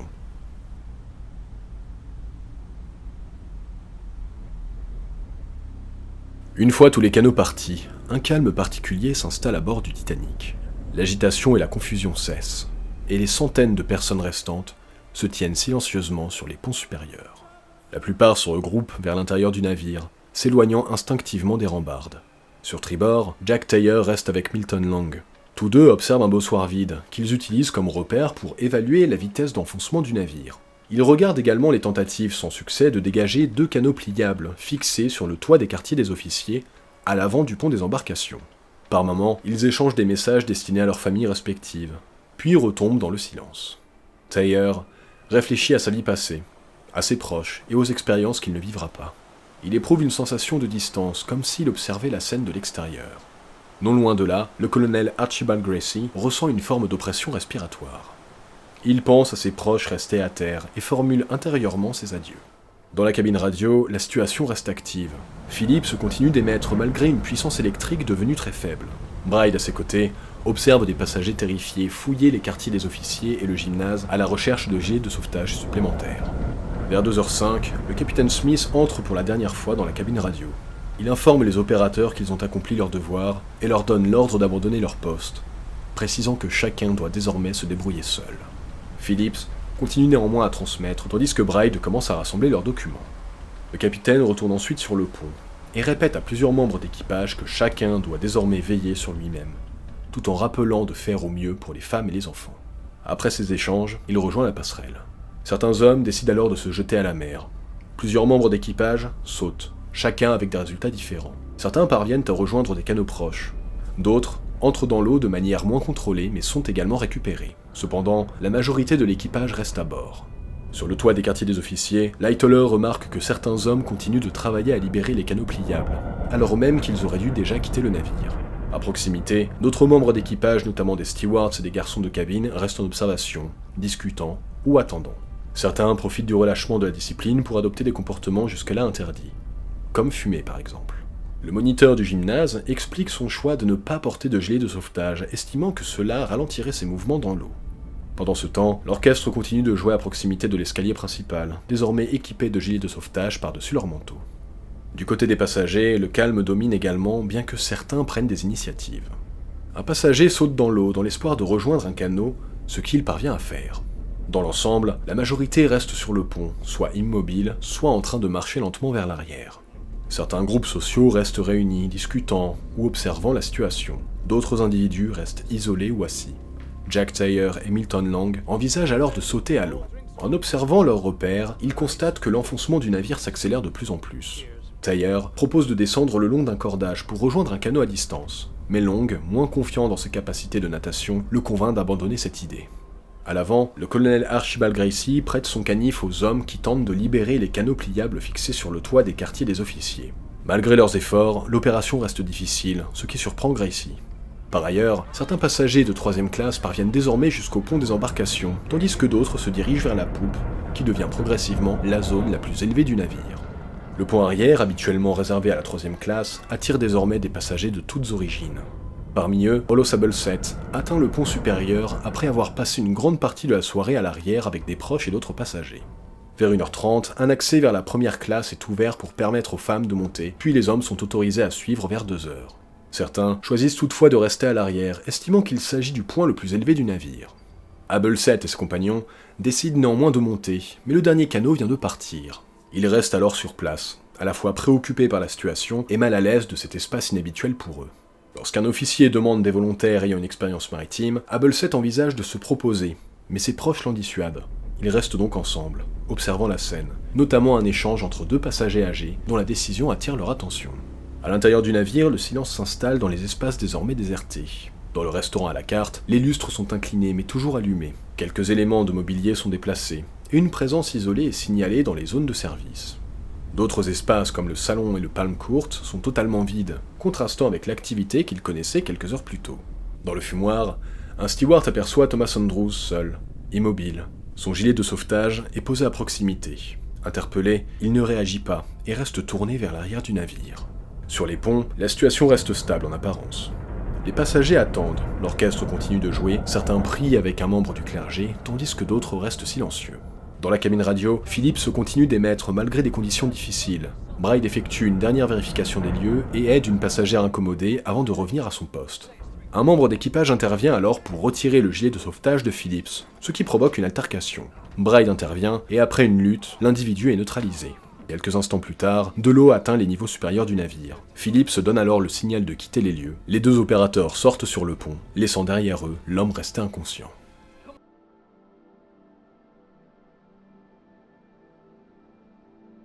Phillips se dirige vers l'arrière, tandis que Bride avance vers l'avant et rejoint les hommes qui tentent de libérer les canots pliables A et B, fixés sur le toit des quartiers des officiers. Leur position rend l'opération particulièrement difficile, d'autant plus que le navire est fortement incliné.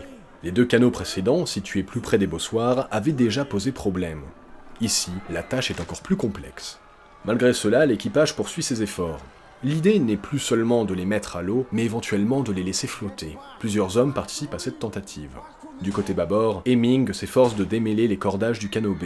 Il parvient à rétablir partiellement le système, mais on lui indique que le canot restera finalement sur le pont. Comprenant que la mise à l'eau est compromise, il quitte la zone et gagne l'eau.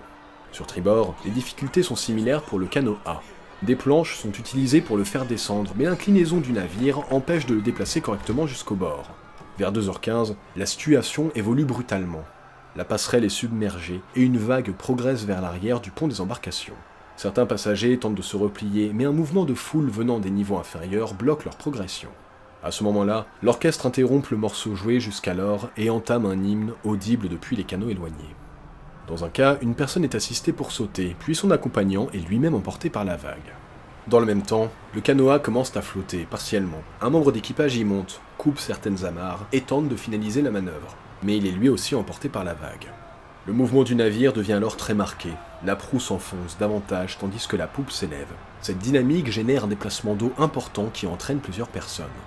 Depuis le toit des quartiers des officiers, certains observent la vague et les réactions de la foule. Constatant que reculer ne fait que retarder l'inévitable, certains choisissent donc de plonger directement. Dans l'eau, les conditions sont difficiles. Certains sont entraînés vers des ouvertures du navire, notamment des conduits d'aération et des fenêtres. L'un d'eux se retrouve bloqué contre une grille, avant d'être libéré par une remontée d'air provenant des niveaux inférieurs, ce qui lui permet de rejoindre la surface. D'autres s'accrochent à des éléments flottants. Le canot pliable B retourné est emporté avec plusieurs personnes qui tentent de s'y maintenir. Certains passagers sont désorientés face à la situation et réagissent différemment. Dans un cas, une personne est entraînée dans un mouvement circulaire sous l'effet de l'eau avant de parvenir à s'en dégager. D'autres se trouvent dans l'impossibilité d'agir efficacement, notamment lorsqu'ils tentent d'aider plusieurs personnes à la fois. Une vague les emporte alors, les séparant. Plus en arrière sur le pont, certaines personnes ne sont pas directement touchées par la vague, mais constatent l'élévation progressive de la poupe. Des bruits caractéristiques se font entendre. Objets qui glissent, structures qui se déplacent. La pente devient telle que les passagers ne peuvent plus rester debout. Ils glissent vers les parties immergées du pont. Certains s'accrochent à des éléments fixes pour retarder leur chute, mais en vain. Finalement, plusieurs personnes décident de sauter à l'eau lorsque celle-ci atteint leur niveau. Dans certains cas, elles tentent de rester groupées, mais sont rapidement séparées après immersion. Dans l'eau, les conditions sont chaotiques. Débris, cordages et objets flottants compliquent les déplacements. Beaucoup ne peuvent distinguer clairement ce qui se passe autour d'eux, malgré l'éclairage encore présent. Par ailleurs, certains récits ultérieurs concernant des passagers précis présentent des versions contradictoires. Les témoignages diffèrent sur leur comportement ou leur position à bord, et certaines déclarations contiennent des incohérences temporelles. Mais comment leur en vouloir ?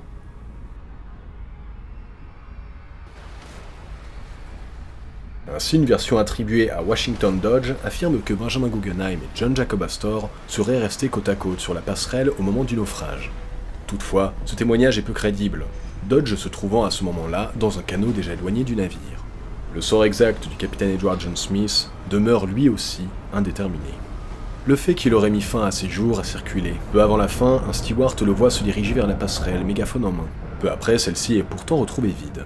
Un témoignage ultérieur évoque sa présence dans l'eau, tenant un enfant jusqu'à un canot de sauvetage. L'ensemble de ces éléments correspond davantage à l'attitude d'un commandant actif jusqu'au bout qu'à celle d'un homme se donnant la mort. À mesure que l'enfoncement s'accélère, la scène devient chaotique. La proue disparaît progressivement, tandis que la poupe s'élève de plus en plus. L'orchestre cesse de jouer, les instruments et les musiciens étant emportés dans la désorganisation générale. Les bruits augmentent, eux. Chocs sourds, verres brisés, objets qui se détachent. Le contenu du navire se met en mouvement de manière incontrôlable. Lorsque l'angle devient critique, la première cheminée s'effondre. Elle frappe la surface avec violence, projetant débris et suie. Certains nageurs sont blessés, d'autres tués, tandis que d'autres échappent de justesse à l'impact. Cet événement a également pour effet de repousser le canot pliable B, permettant à plusieurs personnes de s'en éloigner du navire. À ce stade, le Titanic atteint une position presque verticale. La partie arrière, à partir de la troisième cheminée, se dresse hors de l'eau, avec les hélices visibles. Cette position impressionne profondément les témoins. Depuis les canots, les passagers assistent à la scène avec stupéfaction. Après plus de 2 heures d'attente, ils réalisent que la fin est imminente, mais la forme qu'elle prend dépasse leur attente. Certains détournent le regard, incapables de supporter la vue d'un monde touchant à sa fin. Après un court moment, les bruits cessent brusquement. L'éclairage, quant à lui, fluctue, s'éteint, se rallume brièvement, puis disparaît définitivement, à l'exception d'une seule lanterne, encore visible à l'arrière, sur le mât. Le navire s'incline légèrement, puis entame sa descente finale dans l'obscurité. Lorsque la poupe disparaît sous la surface, le mouvement crée une aspiration perceptible. Des témoins confirment alors la disparition complète du navire. Dans un des canots, un officier note précisément l'heure, 2h20. À distance, l'équipage du Californian observe également la scène sans en comprendre pleinement la gravité. Il remarque la disparition progressive des lumières et la fin des signaux lumineux. L'interprétation reste hésitante. Les informations sont transmises au capitaine, mais celui-ci ne réagit pas immédiatement de manière appropriée.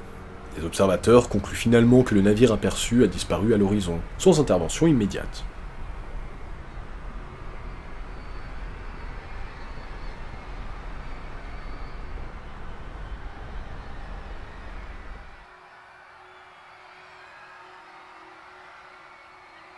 Mais à 2h20 du matin, le 15 avril 1912, de l'autre côté de l'horizon, la situation est différente. Au-dessus de l'épave flottait une brume légère, mêlée de fumée, troublant la pureté de la nuit.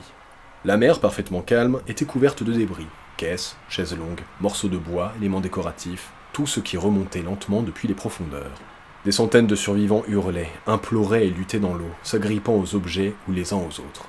Le steward Edward Brand À bout de souffle, aperçut un homme qui tentait de lui arracher ses vêtements. Holo Sableset sentit un bras s'enrouler autour de son cou. Il parvint à se dégager en criant, mais l'homme le saisit à nouveau. Il fallut un coup de pied violent pour se libérer définitivement. Et quand ce n'était pas les autres, c'était la mer elle-même qui brisait les résistances. L'eau était bien en dessous du point de congélation. Pour Lightoller, cela ressemblait à 1000 lames pénétrant le corps. Dans ces conditions, les gilets de sauvetage ne servaient presque à rien. Malgré tout, quelques dizaines d'hommes conservèrent suffisamment de lucidité et de force. 2 espoirs apparurent dans le chaos, les canots pliables A et B. Le premier flottait à moitié submergé. Le second était retourné. La chute de la cheminée les avait repoussés plus loin du navire, et les survivants les plus résistants convergèrent vers eux. Après environ 20 minutes, Abelset atteignit le canot A. Une douzaine de personnes y étaient déjà, à moitié inconscientes. Elles murmurèrent simplement « Ne faites pas chavirer le bateau, par pitié ». Peu à peu, une vingtaine de survivants s'y entassèrent. Parmi eux, un joueur de tennis, des marins, des passagers, tous dans des états divers. Finalement, le canot dériva seul dans la nuit. De son côté, le canot A attira davantage de monde. Des dizaines d'hommes s'y agrippèrent, certains réussissant à grimper sur la coque retournée. Lightoller, Jack Taylor, Aaron Bride et d'autres s'y retrouvèrent. Bride, coincé sous le bateau au début, finit par se dégager. D'autres arrivèrent encore. Barkworth, vêtu d'un manteau de fourrure qui le maintenait à flot. Le colonel Gracie, épuisé après avoir tenté de survivre sur des débris, puis d'autres encore. Très vite, une trentaine d'hommes s'entassèrent sur la coque instable. Chaque nouvel arrivant faisait descendre un peu plus le bateau dans l'eau. Certains tentaient d'embarquer et étaient repoussés à coups d'aviron. D'autres étaient autorisés à monter après insistance. Pendant ce temps, ceux déjà à bord tentaient de s'éloigner en pagayant avec des morceaux de bois. À ceux qui suppliaient dans l'eau, il répondait « Accrochez-vous à ce que vous pouvez. Un de plus, et nous coulerons tous. » Certains comprenaient et s'éloignaient en souhaitant bonne chance à l'assistance dans une quête d'un morceau de débris. D'autres encourageaient encore les survivants depuis l'eau. L'un d'eux, particulièrement calme et autoritaire, refusait de monter malgré la proposition d'un aviron, et il mourut peu après. Walter Hurst pensa plus tard qu'il s'agissait peut-être du capitaine Smith. Alors que les survivants s'éloignaient dans la nuit, laissant derrière eux les débris et les cris, un marin allongé sur la coque retournée demanda timidement « Ne pensez-vous pas que nous devrions prier ?» Tous approuvèrent, catholiques, presbytériens, épiscopaliens, méthodistes, tous mélangés. Ils décidèrent de réciter ensemble le Notre Père, guidés par celui qui en avait eu l'idée. Mais la prière n'était pas le seul son qui flottait sur l'eau. Pendant que les canots pliables A et B se remplissaient et tentaient péniblement de s'éloigner, des centaines de personnes criaient encore à l'aide. Les voix individuelles se fondaient en une clameur continue et écrasante. Pour le chauffeur George Kemish, cela ressemblait au rugissement d'une foule immense lors d'une finale de football. Pour Jack Taylor, étendu sur le canot B, c'était comme le bourdonnement aigu des insectes lors d'une nuit d'été en Pennsylvanie. Ces cris appelaient à l'action. Pour le 5e officier Lowe, impulsif et énergique, cela signifiait une chose, revenir. Dans le canot numéro 1, le chauffeur Charles Hendrickson lança « C'est à nous de retourner chercher ceux qui sont dans l'eau », et personne ne répondit. Le guetteur John Simons, responsable du canot, ne bougea pas. Lorsque la suggestion fut répétée, Sir Cosmos Duff Gordon s'y opposa. Trop dangereux, le bateau risquait d'être submergé, et la discussion s'arrêta là. Le canot numéro 1, 12 personnes pour une capacité de 40, continua sa route dans l'obscurité. Et ce scénario se répéta ailleurs, une suggestion hésitante, une opposition plus ferme, puis l'inaction. Sur environ 1600 personnes tombées à l'eau, seuls 13 furent repêchés, par les 18 canots restés à proximité. Le canot D récupéra Frederick Hoyt, parce qu'il avait anticipé le naufrage et avait sauté à l'eau avant la disparition du paquebot. Le canot numéro 4 sauva 8 personnes simplement parce qu'il était proche. Un seul canot, le numéro 14, revint réellement sur les lieux. En effet, dans le canot numéro 14, l'officier Lowe organisait une opération de secours. Il regroupa plusieurs canots, répartit les passagers, sélectionna des rameurs expérimentés et prépara le canot numéro 14 pour revenir sur les lieux. L'opération fut difficile, tendue, presque chaotique. Lowe cria, força certains passagers à changer de place et même démasqua un homme déguisé en femme qu'il expulsa violemment. Après de longs préparatifs, le canot numéro 14 retourna enfin sur la zone du naufrage. Mais il était trop tard. Ils ne récupérèrent que 4 personnes, dont une qui mourut peu après, dans ce qu'un passager décrivit comme un cimetière flottant à ciel ouvert. Il y avait de tout. Des débris, des hommes, des femmes, des chaises longues, des enfants. Lowe comprit alors son erreur. Le temps nécessaire pour revenir, et surtout la durée de survie dans une eau à -2 degrés. D'autres canots hésitèrent à revenir sur les lieux. Dans le numéro 5, Pittman voulut revenir, mais les passagères s'y opposèrent. Alors il céda. Dans le numéro 2, même refus. Dans le numéro 6, certaines femmes insistèrent pour retourner, mais le quartier-maître Hitchens refusa, décrivant le danger. Ainsi, la plupart des canots restèrent à distance, écoutant les cris s'éteindre peu à peu. Pendant ce temps, les passagers tentaient de survivre au froid. Et peu à peu, les cris d'une foule de plus de 1500 personnes s'éteignirent. Le silence revint. Un silence étrange, presque paisible. Le Titanic avait disparu, l'attente, la tension, les supplications, tout cela s'était évaporé. La chose n'était pas encore pleinement réalisée. Beaucoup ressentirent une forme de calme irréel. Mais ce calme s'accompagnait d'une profonde solitude. Laurence Beasley se demanda pourquoi le Titanic, même condamné, donnait encore un sentiment de sécurité que les canaux ne pouvaient offrir. Dans le canot numéro 3, Elizabeth Shutters observait les étoiles filantes et pensait à quel point les fusées du Titanic devaient paraître insignifiantes face à la nature. Elle tentait de se rassurer en se remémorant des départs nocturnes au Japon qui s'étaient bien terminés. Dans le canot numéro 4, Jenny Patch observait elle aussi les étoiles filantes, se souvenant d'une légende selon laquelle chacune annonçait une montée au paradis. Peu à peu, la vie reprit dans les canots. Le 4e officier Boxall tira des fusées vertes depuis le canot numéro 2. Cela réveilla les esprits et redonna un peu d'espoir. Certains canots s'attachèrent entre eux, d'autres dérivèrent séparément. Sur plusieurs kilomètres, les 18 embarcations erraient sur une mer d'huile. Les conversations reprenaient, des enfants étaient consolés. Beasley aidait un bébé. Edith Russell amusait un autre avec son cochon musical. Hugh Woolner nourrissait un enfant. Madame Astor prêtait un châle à une femme suédoise pour réchauffer sa fille. Marguerite Frölicher, toujours malade, fut soulagée par un peu de brandy offert par un passager. Une découverte pour elle qui n'avait jamais vu de flasque auparavant. Mais le froid était impitoyable. Dans le canot numéro 5, Madame Crosby tremblait violemment. Et pourtant, des gestes de solidarité apparaissaient. Un marin donnant ses chaussettes, une femme couvrant un homme avec sa fourrure, des mouchoirs transformés en bonnets. Mais l'ambiance changeait. Les tensions montaient. Des disputes éclataient. Des pleurs, des cris. Certains cherchaient leurs proches en appelant dans la nuit. D'autres se querellaient pour des détails insignifiants. Même le tabac provoquait des conflits. Certaines femmes étaient choquées de voir des hommes fumer dans un tel moment. Dans le canot numéro 1, les tensions étaient différentes. Sir Cosmos Duff Gordon et un autre passager se disputaient régulièrement. Un pompier, frustré d'avoir tout perdu, fit remarquer que les riches pouvaient remplacer leurs biens contrairement à eux. Sir Cosmo lui donna de l'argent, geste qui sera plus tard interprété comme suspect. L'alcool causa aussi des tensions. Une bouteille fut même confisquée et jetée à la mer pour éviter tout débordement. Dans le canot numéro 6, un conflit éclata entre le major Putchen et le quartier-maître Hitchens. Putchen tenta de prendre le commandement, mais Hitchens refusa fermement, lui ordonnant de ramer et de se taire. Finalement, les femmes prirent les rames. Certaines ramèrent pendant des heures, malgré le froid extrême. Madame Brown organisait les efforts, coordonnant les passagères pour avancer. Pendant ce temps, Hitchens restait au gouvernail, répétant que s'il ne s'éloignait pas assez vite, il serait aspiré par le naufrage.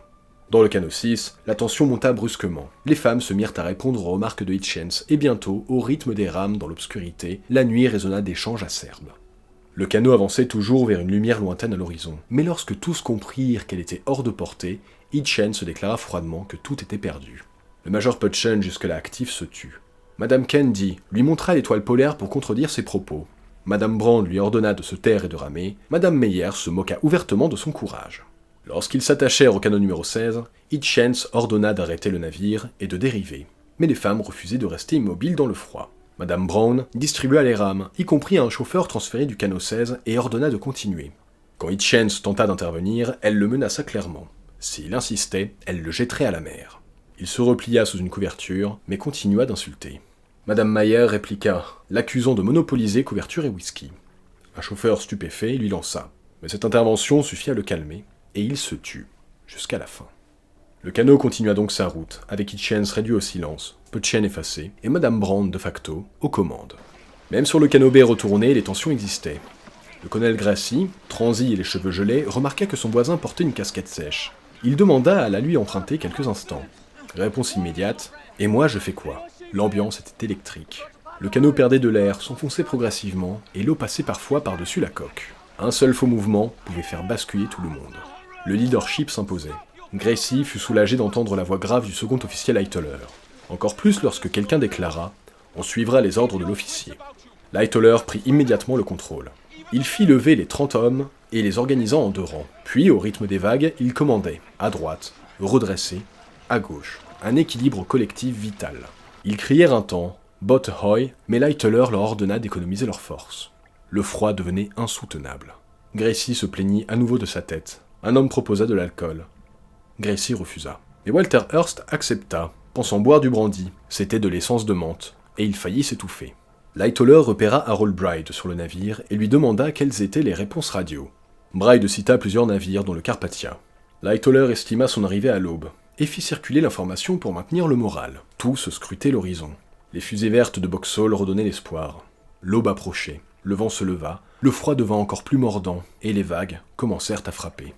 L'eau montait sur les jambes des hommes du canot B, le sel brûlait leurs yeux. Un homme tomba, puis un autre, puis encore un. Ils disparurent un à un. Les survivants cessèrent de parler. Toute leur énergie servait à rester en vie.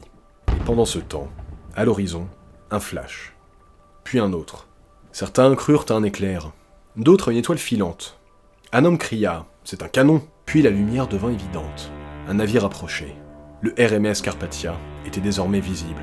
Immédiatement, les réactions éclatèrent. Des feux improvisés furent allumés, certains utilisant même le chapeau d'une passagère comme combustible. Des torches de papier s'embrasèrent, des coups de pistolet retentirent, des fusées furent tirées. Partout, des signaux lumineux tentaient d'attirer l'attention.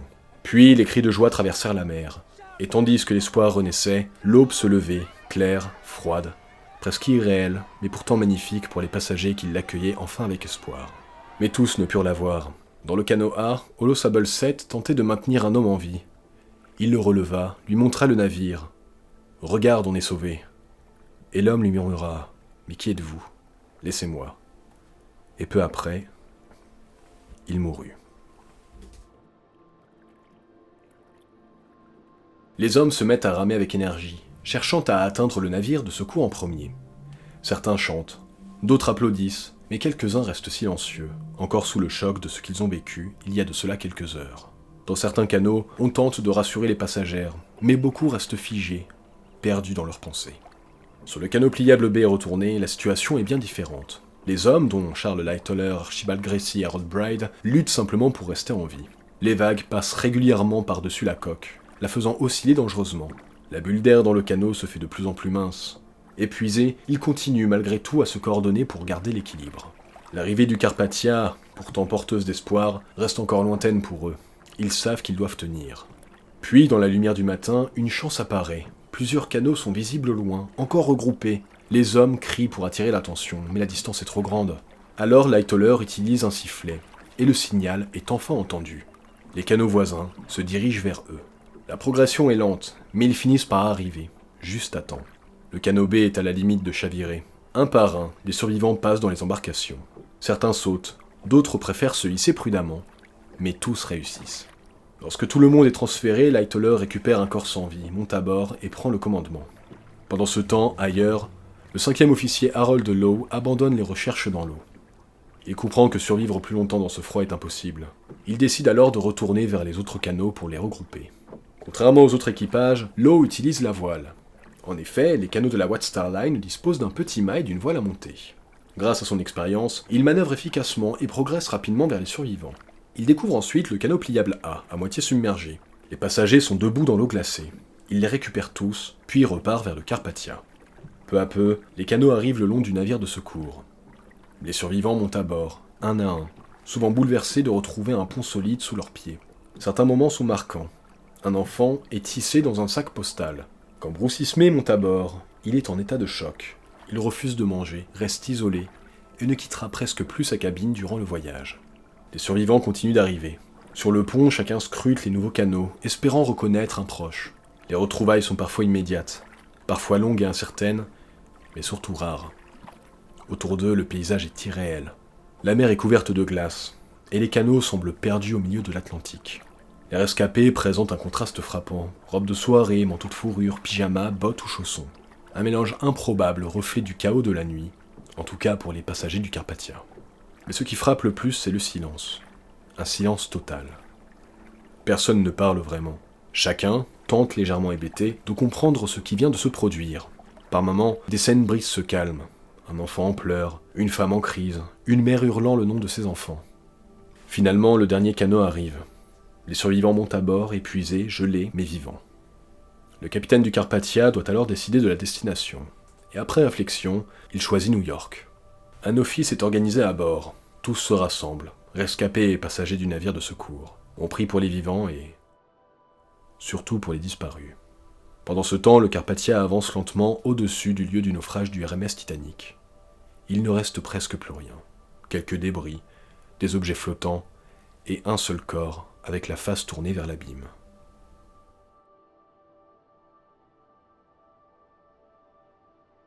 Alors que la mer se refermait sur le Titanic, Lady Cosmos Dove Gordon, installée dans le canot numéro 1, fit une remarque à sa secrétaire, Miss Francatelli. « Voilà votre belle chemise de nuit qui disparaît. » Mais cette nuit d'avril emporta bien davantage qu'un simple vêtement. Elle engloutit plus encore que le plus grand paquebot du monde, sa cargaison et les 1502 vies perdues. À partir de ce moment, plus jamais les hommes ne lanceraient un navire à pleine vitesse dans une zone de glace, en ignorant les avertissements, en plaçant toute leur confiance dans quelques milliers de tonnes d'acier et de rivets. Désormais, les paquebots de l'Atlantique prirent les messages sur les glaces au sérieux. Ils ralentirent, modifièrent leur route, ou évitèrent complètement ces zones. Le mythe du navire insubmersible disparut définitivement. Les icebergs eux-mêmes cessèrent d'errer sans surveillance. Après la catastrophe, les gouvernements américains et britanniques mirent en place l'International Ice Patrol. Depuis, des navires des gardes-côtes surveillent et accompagnent les icebergs dérivant vers les routes maritimes. La voie hivernale fut également déplacée plus au sud, par mesure de sécurité supplémentaire. Autre changement majeur, la fin des installations radio partielles. Désormais, tous les paquebots devaient maintenir une veille radio permanente, 24 heures sur 24. Il ne serait jamais possible qu'un drame se déroule pendant qu'un opérateur comme Cyril Evans se dorme hors service à seulement quelques milles de distance d'une catastrophe. Ce fut aussi la dernière fois qu'un paquebot prit la mer sans suffisamment de canaux de sauvetage. Le Titanic, avec ses 46 328 tonnes, naviguait sous des règlements de sécurité totalement dépassés. Une formule absurde fixait les exigences. Tout navire britannique de plus de 10 000 tonnes devait disposer de 16 canaux d'une capacité totale de 5 500 pieds cubes, complétés par des radeaux représentant 75% de cette capacité. Pour le Titanic, cela représentait 9 625 pieds cubes, soit de quoi accueillir seulement 962 personnes. En réalité, les canaux disposaient de place pour 1178 personnes. La White Star Line soulignait volontiers cet effort supplémentaire. Malgré tout, cela ne couvrait que 52% des 2207 passagers à bord, et à peine 30% de la capacité totale du navire. À partir de là, la règle devint simple. Des canaux pour tous. La catastrophe marqua également la fin des distinctions de classe dans l'évacuation. La White Star Line a toujours nié toute discrimination et les enquêtes officielles l'ont soutenue. Pourtant, de nombreux faits suggèrent le contraire. Daniel Buckley, empêché d'accéder à la première classe, Holo Sableset retenu à l'arrière jusqu'au départ du dernier canot, le Stewart Hart escortant seulement 2 petits groupes de femmes pendant que des centaines restaient en bas, ou encore ces passagers de 3e classe contraints d'escalader des structures pour atteindre les ponts supérieurs. Certains témoins, comme le colonel Gracie ou l'officier Lightoller, virent soudain affluer des passagers venus des ponts inférieurs juste avant la fin. Jusqu'alors, Gracie pensait que toutes les femmes avaient été évacuées, tant elles étaient difficiles à trouver au moment du chargement des derniers canaux. Il fut stupéfait d'en voir apparaître des dizaines au dernier moment. Les statistiques confirment cette réalité. 4 femmes de première classe sur 143 périrent, dont 3 volontairement. 15 sur 93 en seconde classe, mais 81 sur 179 en 3e classe. Le contraste est encore plus frappant pour les enfants. Tous les enfants de première classe et seconde classe furent sauvés, sauf Lorraine Allison. Mais seulement 23 des 76 enfants de 3e classe survécurent. Ainsi, ni l'opportunité d'être protégés, ni les effets de cette protection ne semblaient concerner les passagers de 3e classe. La situation était légèrement meilleure en seconde classe, mais imparfaite. Lawrence Bisley se souvenait de 2 femmes arrêtées à une porte menant à la première classe. Elles demandaient à rejoindre les canaux. Un officier leur répondit « Non madame, vos canaux sont sur votre propre pont ». Il faut toutefois préciser que cette différence relevait moins d'une politique organisée que d'une absence totale de coordination. À certains endroits, l'accès était bloqué, à d'autres, les passages étaient ouverts sans indication. Ailleurs encore, des tentatives sincères étaient faites pour guider les passagers. Mais dans l'ensemble, la 3e classe fut laissée à elle-même. Quelques individus s'en sortirent par initiative personnelle, mais la majorité resta désorientée, confinée dans des espaces ignorés, négligés et oubliés. Cette indifférence ne concernait pas seulement la compagnie, elle était générale. Ni la presse, ni les commissions d'enquête, dont une vidéo existe sur la chaîne, ni même les passagers de 3e classe eux-mêmes ne semblaient réellement s'y attarder. Les journalistes, par exemple, interrogèrent très peu de survivants de 3e classe. Le New York Times, pourtant réputé pour sa couverture du drame, ne publia que 2 témoignages issus de cette catégorie dans son édition consacrée à l'arrivée du Carpathia. Le New York Herald fit de même. Sur 43 récits, seuls 2 concernaient la 3e classe. Il est vrai que leurs récits semblaient moins spectaculaires que ceux de certaines personnalités, comme Lady Dove Gordon, à qui l'on attribua la phrase « Le dernier cri que j'ai entendu était celui d'un homme. Mon Dieu, mon Dieu, mon Dieu ». Pourtant, leur histoire existait bel et bien. La nuit avait confirmé le principe femmes et enfants d'abord, mais malgré cela, le taux de mortalité des enfants de 3e classe dépassait celui des hommes de 1re classe, un contraste qui, aujourd'hui, susciterait immédiatement l'attention de l'opinion publique. Le Congrès américain ne s'y attarda guère non plus. L'enquête menée par le sénateur Smith aborda une multitude de sujets, jusqu'à demander de quoi était composé un iceberg, mais très peu la situation de la 3e classe. Sur les témoins entendus, seuls 3 étaient issus de cette catégorie et leurs déclarations, pourtant révélatrices, ne furent pas approfondies. L'enquête britannique fut encore plus expéditive. Le représentant officiel des passagers de 3e classe déclara ne constater aucune discrimination et le rapport final valida cette conclusion. Pourtant, aucun passager de 3e classe ne fut entendu et un steward admit que les hommes étaient encore retenus sous les ponts jusqu'à 1h15. Même les passagers concernés semblaient accepter cette réalité. Ils considéraient les distinctions sociales comme normales. Holo Sable 7, par exemple, voyait l'accès au pont supérieur comme un privilège, réservé aux classes supérieures, même en situation de naufrage. Il se déclara satisfait d'avoir simplement été autorisé à rester sur le pont. Mais une nouvelle époque commençait. Jamais plus, après cette nuit, les passagers de 3e classe n'accepteraient une telle situation avec autant de résignation. À l'opposé, ce fut aussi la fin de l'acceptation tacite du statut privilégié de la 1re classe. Lors du naufrage du République en 1908, dont le sujet a été traité dans une précédente vidéo, le capitaine avait donné l'ordre, femmes et enfants d'abord, puis la 1re classe, puis les autres. Aucune règle de ce type n'existait officiellement sur le Titanic, mais cette idée persistait dans les mentalités. Dans un premier temps, la presse elle-même tenta de protéger cette hiérarchie sociale. Lorsque l'on apprit que Bruce Ismay avait survécu, le New York Sun s'empressa d'annoncer qu'il s'était comporté avec courage, ajoutant que personne ne savait comment il avait embarqué, laissant entendre qu'il l'avait fait pour représenter sa compagnie. Jamais plus la 1re classe ne bénéficierait d'un tel traitement.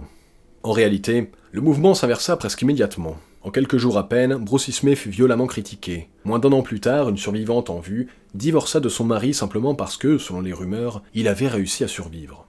L'un des héritages les plus marquants du Titanic fut l'instauration d'un nouveau standard moral.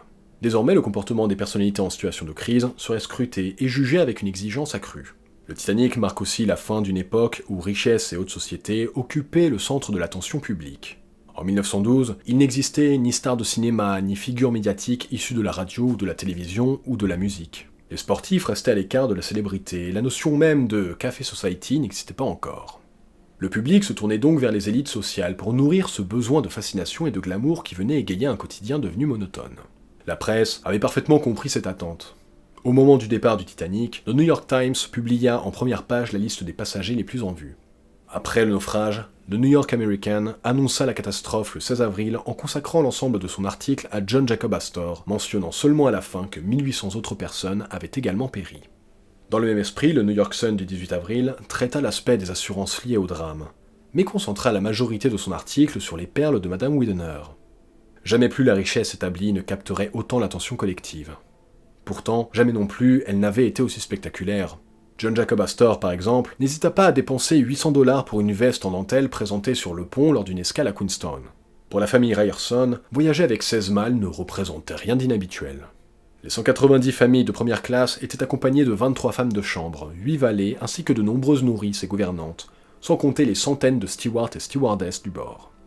Ces domestiques personnels disposaient même de leur propre salon sur le pont C.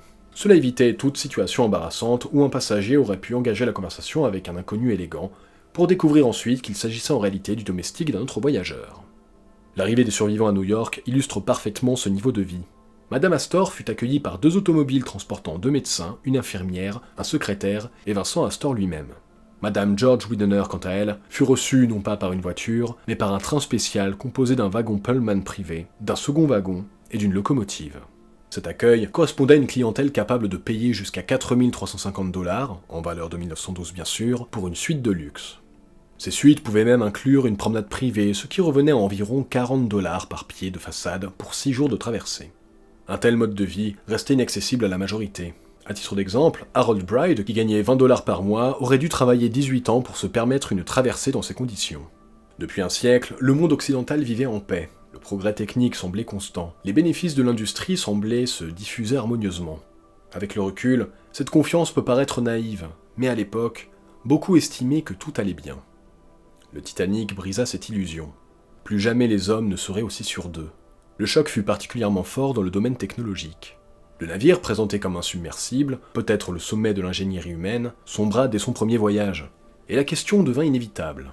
Si cette réalisation exceptionnelle était si fragile, qu'en était-il du reste? Si la richesse n'avait aucune valeur cette nuit-là, en avait-elle réellement le reste du temps? De nombreux prédicateurs virent dans la catastrophe une leçon divine, destinée à corriger l'excès de confiance dans le progrès matériel. Qu'elle soit interprétée ainsi ou non, elle produisit son effet. Jamais plus les certitudes ne seraient absolues. La suite du siècle serait marquée par une succession de désillusions. Le Titanic n'en fut pas la cause, mais il en fut le premier choc. Avant lui, le monde semblait stable. Après lui, il entra dans une ère de trouble. Pour ceux qui vécurent cette époque, le Titanic symbolise plus que tout autre événement la fin d'un monde ancien et le début d'une ère nouvelle, incertaine.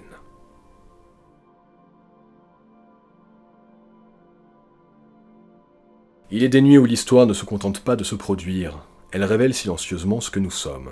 Car au-delà de l'acier, des chiffres et du destin d'un navire, ce qui s'est joué cette nuit-là n'appartient pas seulement au passé. C'est une scène humaine, presque intemporelle, où chacun, à sa manière, a fait face à l'inattendu, à la peur, à l'autre et à lui-même. Certains ont attendu, d'autres ont agi, certains ont aidé, d'autres ont hésité. Et beaucoup, simplement, ont fait comme ils ont pu. Peut-être est-ce là finalement ce que cette histoire laisse derrière elle. Non pas une leçon, mais un miroir. Un rappel discret que, dans les moments où tout bascule, ce ne sont ni les certitudes, ni les titres qui tiennent, mais des gestes, des regards, des choix, souvent minuscules, et pourtant essentiels. Merci d'avoir pris le temps d'écouter cette histoire tristement mythique. Si elle vous a touché, intrigué ou simplement fait réfléchir, n'hésitez pas à partager votre ressenti en commentaire. Je me ferai un plaisir de les lire et de répondre du mieux que je peux si vous avez des questions. Et si jamais je n'ai pas la réponse, d'autres membres de la communauté Curious History l'auront et se feront un plaisir d'y répondre. Je sais que les vidéos se font plus rares en ce moment, et j'en suis assez peiné pour cause. Je dois composer avec un ordinateur en fin de vie pour continuer à produire les documentaires que vous méritez. Pour cette année qui arrive, j'ai des projets. Gagner en qualité, et surtout en régularité. Alors merci pour votre patience. Vous pouvez également soutenir la chaîne en laissant un like et en vous abonnant. Cela aide énormément à continuer à proposer ce type de contenu. Et si vous regardez ce documentaire sur un smartphone, n'hésitez pas à booster la vidéo pour permettre à des curieux d'en apprendre toujours plus sur le monde qui les entoure. Encore merci pour tout. Curious History va sans doute passer la barre du million de vues cette année, et cela, je le dois à chacun d'entre vous. Alors prenez soin de vous et de vos proches, et continuez à cultiver votre jardin, et d'entretenir la flamme de votre attrait pour la curiosité. Car dans chaque histoire que nous racontons ensemble, il y a plus qu'un navire, plus qu'une traversée, il y a une quête. Celle de comprendre, d'explorer et de donner du sens à ce vaste monde maritime qui nous fascine tant.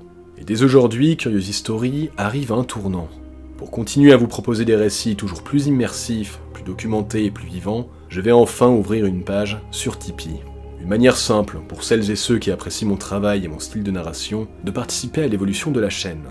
Alors non, cet argent ne servira pas à m'acheter un fauteuil en cuir dans une maison face à l'océan avec un cigare à la main pour les soirs de tempête, même si l'image est tentante. Il servira surtout à quelque chose de bien plus sérieux pour nous tous. Un ordinateur digne de ce nom, pour Curious History, une caméra, des micros, et tout le matériel nécessaire pour franchir un cap. Car mon objectif pour cette chaîne est clair, quitter, parfois les archives et la voix off, pour aller sur le terrain. Aller à la rencontre de capitaines, de membres d'équipage, d'architectes sur les chantiers navals, de mécaniciens, de sauveteurs en haute mer, de conservateurs de musées, jusqu'à des zoologues et botanistes, bref, de toutes celles et ceux qui font vivre au quotidien le monde maritime. Créer non plus seulement des vidéos, mais en plus de véritables reportages, toujours avec la même ambition, vous transmettre de la culture, nourrir votre curiosité, et répondre aussi à ce besoin d'exploration qui nous anime tous. Parce qu'au fond, Curious History ne doit pas simplement raconter la mer, elle doit devenir peu à peu un véritable hub du monde marin. Vous trouverez donc le lien de ce Tipeee en description de la chaîne. Quant à moi, je retourne à mes recherches, en espérant que mon ordinateur me le permette suffisamment pour une nouvelle vidéo, et je vous dis à très bientôt sur votre chaîne d'histoire maritime, Curious History.